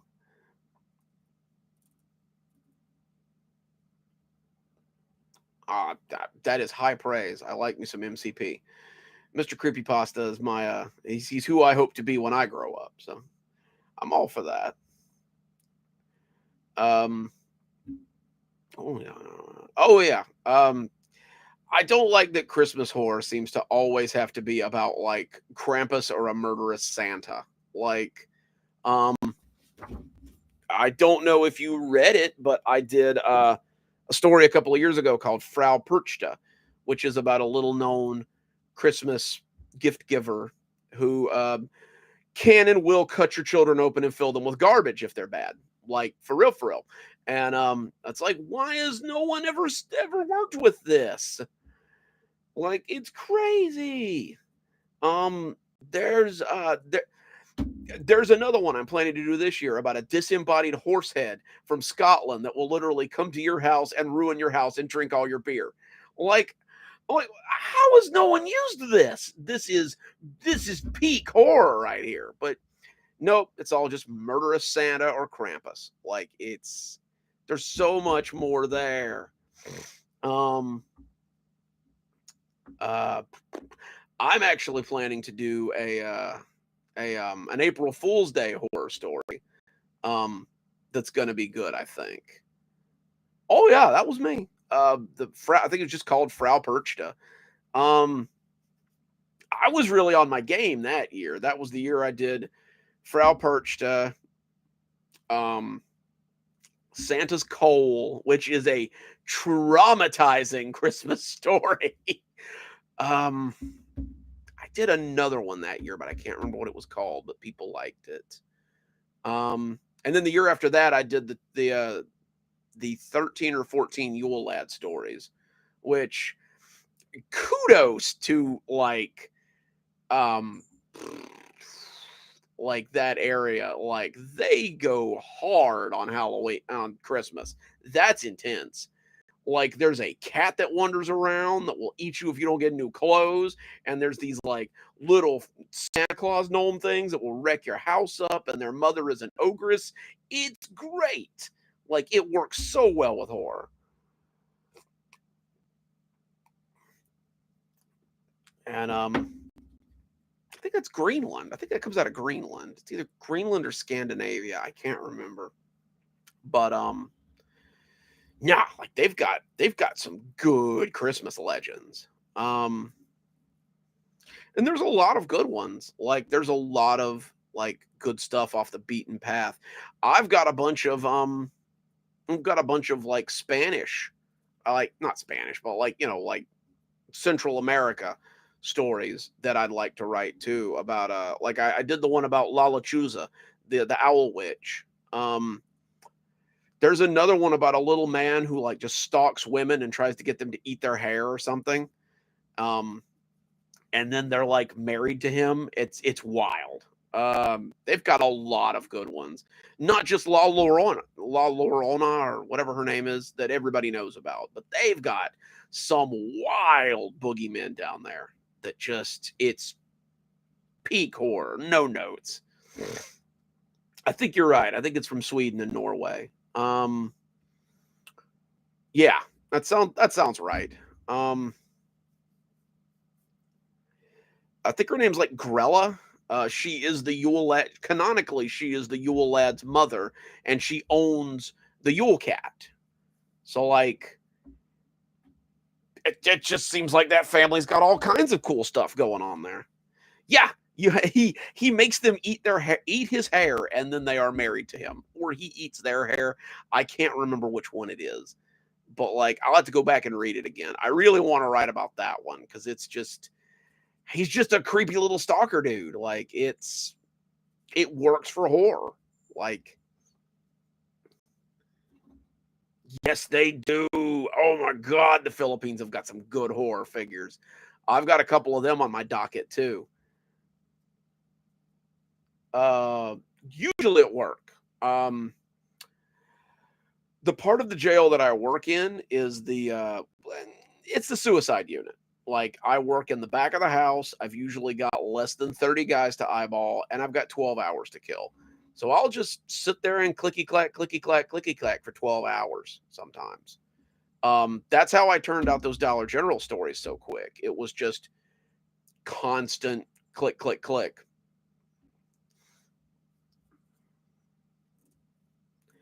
Um, Usually it's just an idea. Like I'll have a dream, or I'll hear a phrase or something, and it'll start a um. There's a podcast called the Myths and Legends podcasts, and a lot of the monsters that I use are actually from his Creature of the Week segment. That he's got some wild creatures on there, and I'll adapt them into horror stories. Um, the Lore podcast is another good one. The Last Dance of Lady Zumi. That one came straight from a lore episode about ballerinas.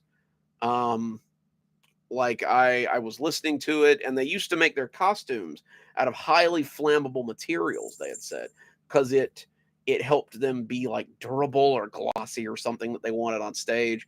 And all I could think of was like, what if somebody got a little too close to an open flame, which they used to set up on the corners of the stages. And I'm like, I can work with that. Shoot, I finished. There was definitely a bug in that. I finished up a story just last week about a guy going to a support group because someone has stolen his attention. It's the same guy. He has all their attentions. He literally asks them, "Can I have your attention, please?" And then he takes their attention. It's dad jokey, but I loved it.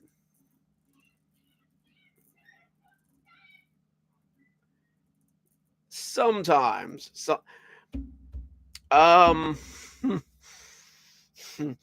um, so there was an inmate who will remain nameless, who is definitely based off of the character that steals all of your time and makes you die. Um, I think it was from the story Stolen Time, because every conversation with this guy was just, it was an excuse for him to monopolize your time. And now he is immortalized in fiction forever. Yeah, the Yuki Onni story, the Japanese snow ghost. Um, yeah, yeah, that was me. I think that was this year, one of this year's winter stories.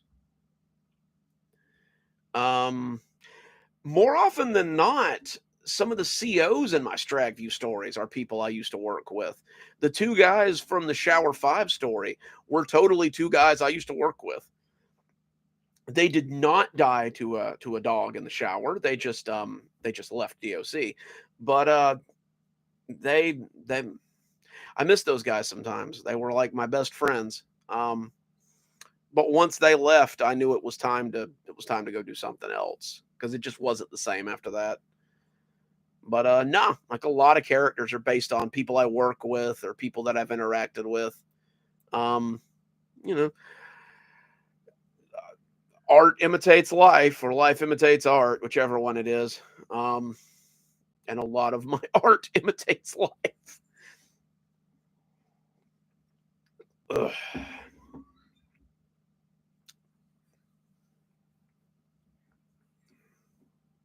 for sure. But it's as much as I bag on DOC sometimes, it's been really good for writing, and it's been really good for my Stragview stories. Like, it definitely makes a lot of the jargon that I use in my Stragview stories believable.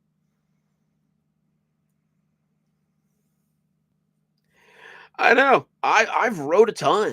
Like, every one of my year compilation stories now has at least 48 stories in it. And that's just the Wednesday stories. Like, I've got other stories like Dr. Winters' clinic and the grandpa stories and the Stragview stuff and the Richard T. Seraph stories, uh, the Laughing Audience, that I'm compiling into their own books that will eventually come out. Um, like, I didn't want to say it yet, but you guys heard it here in the live stream first. This will be after we start year 3 of Grandpa. That will be the ending of the Grandpa stories. They will come to an end. I I hate to say it. It's been a good series, but that is where I intend to that is where I intend to end it. And I think it'll be a satisfying ending. I think you'll all like it. But I've got a big one planned coming up that will end year 2 of Grandpa, and there'll be a big ending on year 3 of Grandpa. But I think there'll still be some surprises there, though. I think you'll like it. There'll there's a lot to tell still.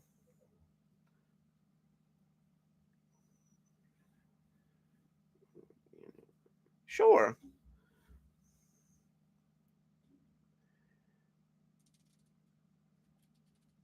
The I really liked the the Richard T. Seraph stories. Um, there's getting ready to be a change in those as well, but it's because Richie's about to bite off a little more than he can chew. He's about to encounter something that we've already seen in the stories, and he's going to need to investigate it a little bit.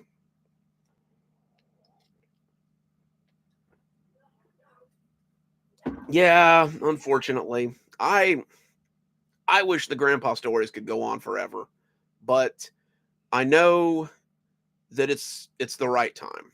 I know it's the right time. And that's not to say it's going to end next week either. It's got some stories. I still have some grandpa tales to tell. Like, grandpa's still got to come back from Alaska like he did in the last story, and he's got lots of time with grandma in their homestead in Appalachia. So don't worry. There will be a lot more grandpa stories to read.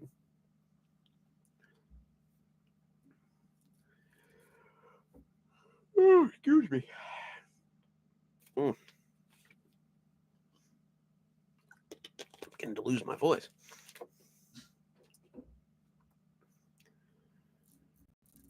Well, guys, I'm gonna have to go start dinner here pretty soon, I guess. Grandpa 2, Electric Boogaloo. Did you guys have anything else pressing? Like I said, I love answering questions. I love hearing you guys' suggestions. I love answering questions. I love you guys. Like I love having an audience and like having people that are as interested in my work as I am and just I love it. Like you guys make all this worthwhile. Like I say that I'd still write no matter what, but at the same time like you guys really make this worthwhile. Like and excuse me. It snuck up on me. Um and I really appreciate you guys. I really do. It does. You're right. Like I asked Mr. Creepypasta once because I used to go to his lives when he had them regular. I'm like, man, I love your audience. I love how just like active they are and like how ingrained they are. How do I get that? He's like, just give it time. You just give it time. And I'm starting to have that. Like I'm starting to have a I've got a great audience. I've got a great bunch of subscribers, and I love you guys. You guys are great.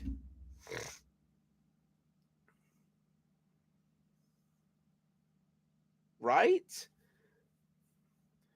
I do keep a note app. I I showed it to somebody the other day, and welcome, Blindy Bear. I showed it to some guy the other day, and he's like, "You don't mean to write all of these, do you?" I'm like, "Eventually, yeah." He's like, "There's a lot here." I'm like, "There is a lot here." Yeah, like I have a lot of stories that are just mapped out and ready to go and ready to roll, and I I hope I live long enough to bring them all to you. I'm trying to stay in shape, trying to keep myself right, so that I'm here for a long time to come. Um, that's always kind of scary though. You know, I hate that. I hate the idea of like dying before my stories are told because I know that'd leave a lot of you guys in the lurch. Like those of you who wants to see where the Dr. Winter stories are going or how the grandpa stories end or like what happens to Kashmir and like all the characters there and the Stragview will never end. As long as there are inmates, there will be a Stragview. So like those stories are can go on and on and on. Um plus I mean, now that we've dropped the bag that like, Dr. Winters and the warden are like demons and like nigh on immortal. There's really no time limit on them. Like they could go on for quite a while. Um, I know certain other characters aren't that lucky. Certain other characters there will probably eventually be a time limit on them. I've got some other things to do with the botanical gardens. I've got some other things. I really want to finish up the story on the Black Site kids and make that into a book. Just, there's a lot of options there, which is good for me because that gives me a lot of things to write about. Um, yeah, eventually I'd like to have time to finish one of these books. Um, I'm 6 chapters deep on my Dollar General Beyond adaptation. It's not called Dollar General Beyond now, clearly, because I don't want to get sued by Dollar General. But I think it's called Douglas Gage Beyond Savings or something, which is good because like then I can make up my own lore for the not Dollar General, which is kind of nice. Um, I like the Black Site kids. Like I'll admit straight up, like the whole concept is kind of a ripoff of Stephen King's The Institute. But I wanted to flesh mine out a little bit. Like I wanted to really look at the kids at the Black Site and show you that they have like lives, and they have like, ambitions and dreams, and they have aspirations, and they're not just characters. They have people who love them, and I think that's what makes a really good character. It is with corporations. Corporations are pretty sue happy these days, especially if you're like using their namesake in your advertising. I'm surprised I've got on with it as with through Reddit as long as I have. I'm surprised they haven't said something about that. You know, I just started the second part of the Dollar General Beyond stuff, like when they get out of the Dollar General Beyond. And I'm really surprised that I haven't caught some copyright on that yet. It's coming, I'm sure, but it hasn't happened yet. But like it's the only thing that saved a lot of these like spooky Disney stories from getting the axe, is that technically they're not making any money off of them. Yep, that right there. Um, I know they tried to hit a bunch of them a couple of years ago for that like super creepy, slow "It's a Small World" song, but the guy who wrote it claims that the timing is just off enough that he's clear and that it's his own property. That's how he gets away with selling it.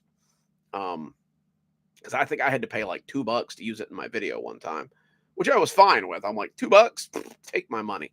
But yeah, yeah. And Dollar General's not a small company. Like I really do not want to I really don't want to lose my shirt to Dollar General. That would suck. I know, right? Like I like a spooky Disney story as much as an X guy. Don't get me wrong. It's a well that they've got to be just about scraping the bottom on. Like I think the heyday of spooky Disney stories are kind of almost done. Honestly, I think they've almost tapped it. Like they're gonna have to find a new source. Um, but no, what they've got, I like the Abandoned by Disney stuff. That was something that I remember reading a lot, or not read well, listening to. I always used to listen to them on Creeps McPasta's channel and like Mr. Creepypasta's channel. Um, and I really liked it. Like that was really stuff I really liked. It never made me want to, do my own, but I really liked I really liked what they did with that. Um, I think I read one on the channel not too long ago, about like creepy animatronics at Disney or something. No, Disney has been surprisingly chill about all that, though it's probably because most of the writers haven't started really making money with it yet. The Abandoned by Disney stuff is really the only one that's managed to make anything, and I heard they were under some litigation too.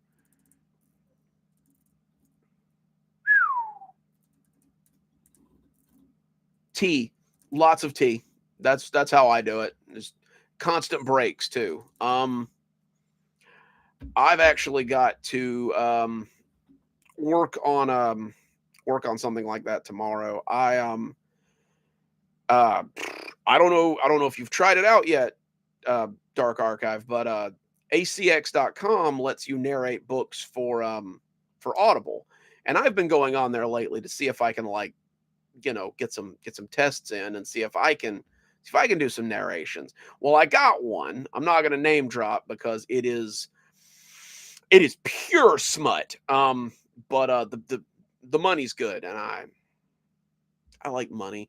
Um, but yeah, no, like on those long recordings, I usually try to keep my tea handy, and I try to keep hydrated. That way, my voice doesn't crack.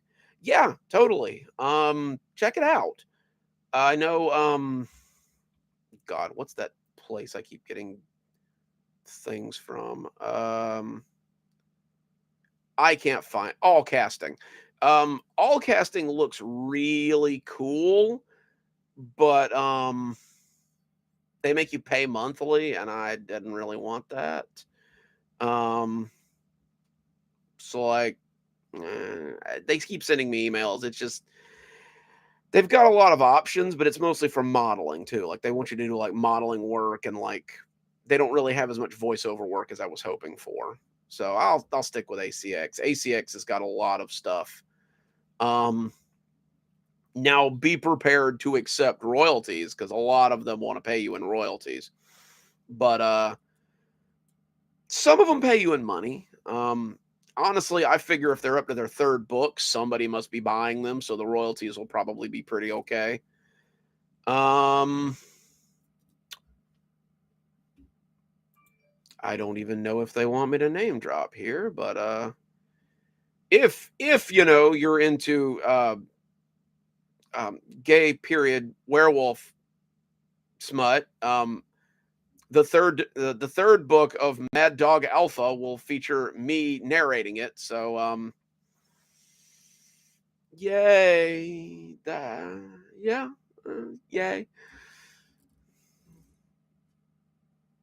Sure. Uh, I tell you what. Shoot me a DM on Reddit, and I'll totally flash you a link, man.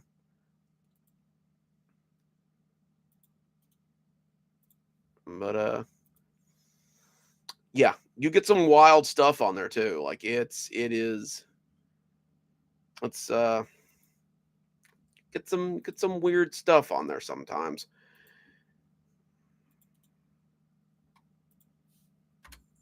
There you go. I think that'll just get you to the site. But I don't know. You mostly just put in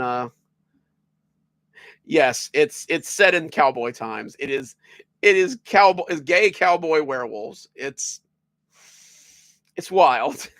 It's wild.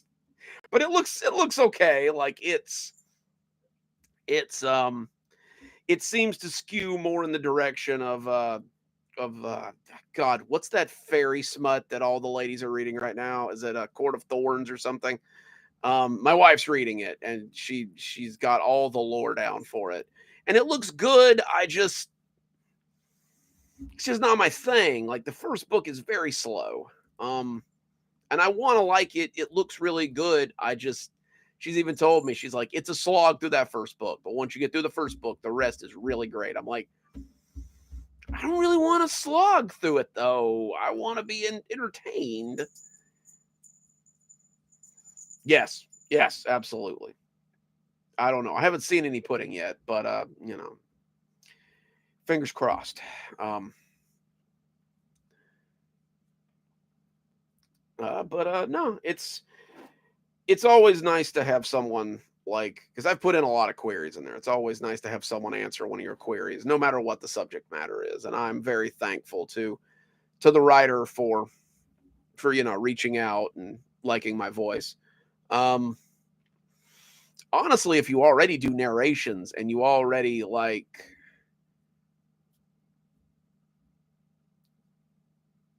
oh really? Damn. I thought um I thought Audible was all over the place. Shoot.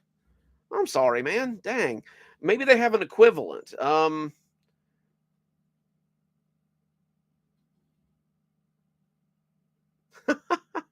I mean, like, that's what we do when we narrate stories on our channel, right? We're just preparing for those like long haul narrations. Like we're just training our voice up so we can like go for hours, no matter what it is. But I wish you luck on it, man. 17K, that's a lot. Oh man, if you manage it, let me know how. I've been beating that drum for like a year now. Every time, every couple of months, and I'm a stockholder. Like I have stock in the Chilling app. And I'm like, "Hey, let me narrate on your app." And they're like, "Yeah, we don't need anything right now." And I'm like, "I own part of your company. Let me narrate on there." And they're like, "No, we don't want to."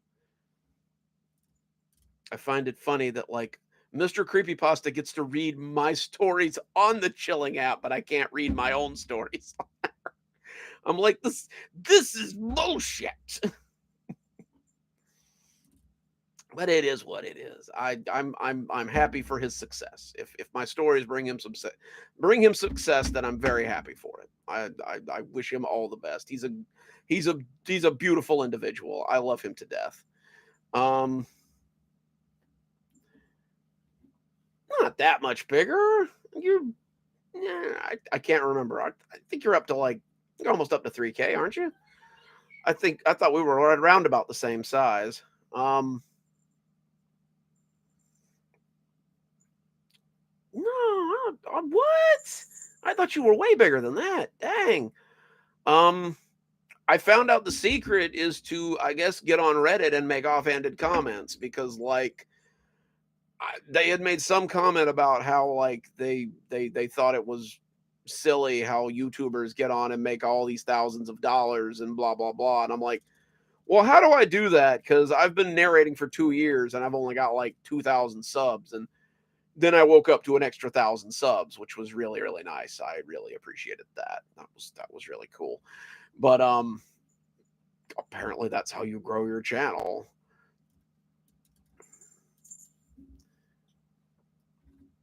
Dang, man. Um, we should collab sometime, man. I'll get you in front of my audience too. Um, I'll try to see if I can find a story that I need a voice for. And we'll do some collab if you want to.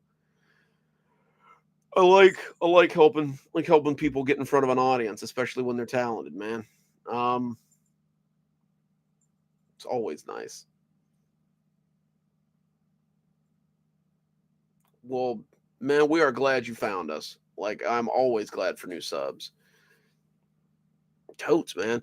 I got to I got to send you some info on this new thing that I'm getting ready to do anyway. I think you'll be interested in it. Like it will hopefully help a lot of people get in front of a bigger audience.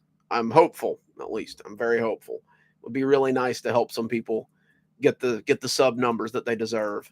Um, a lot of people get slept on, and that's a shame. Nice. All right, guys.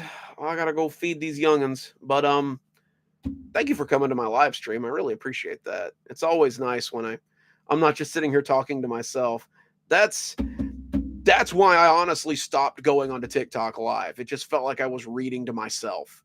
And I don't have that on YouTube. I love it. I really like that. Bottom of my heart, guys. I appreciate you. Um anyway, hope you enjoyed the stories. I hope you had fun. I always have fun.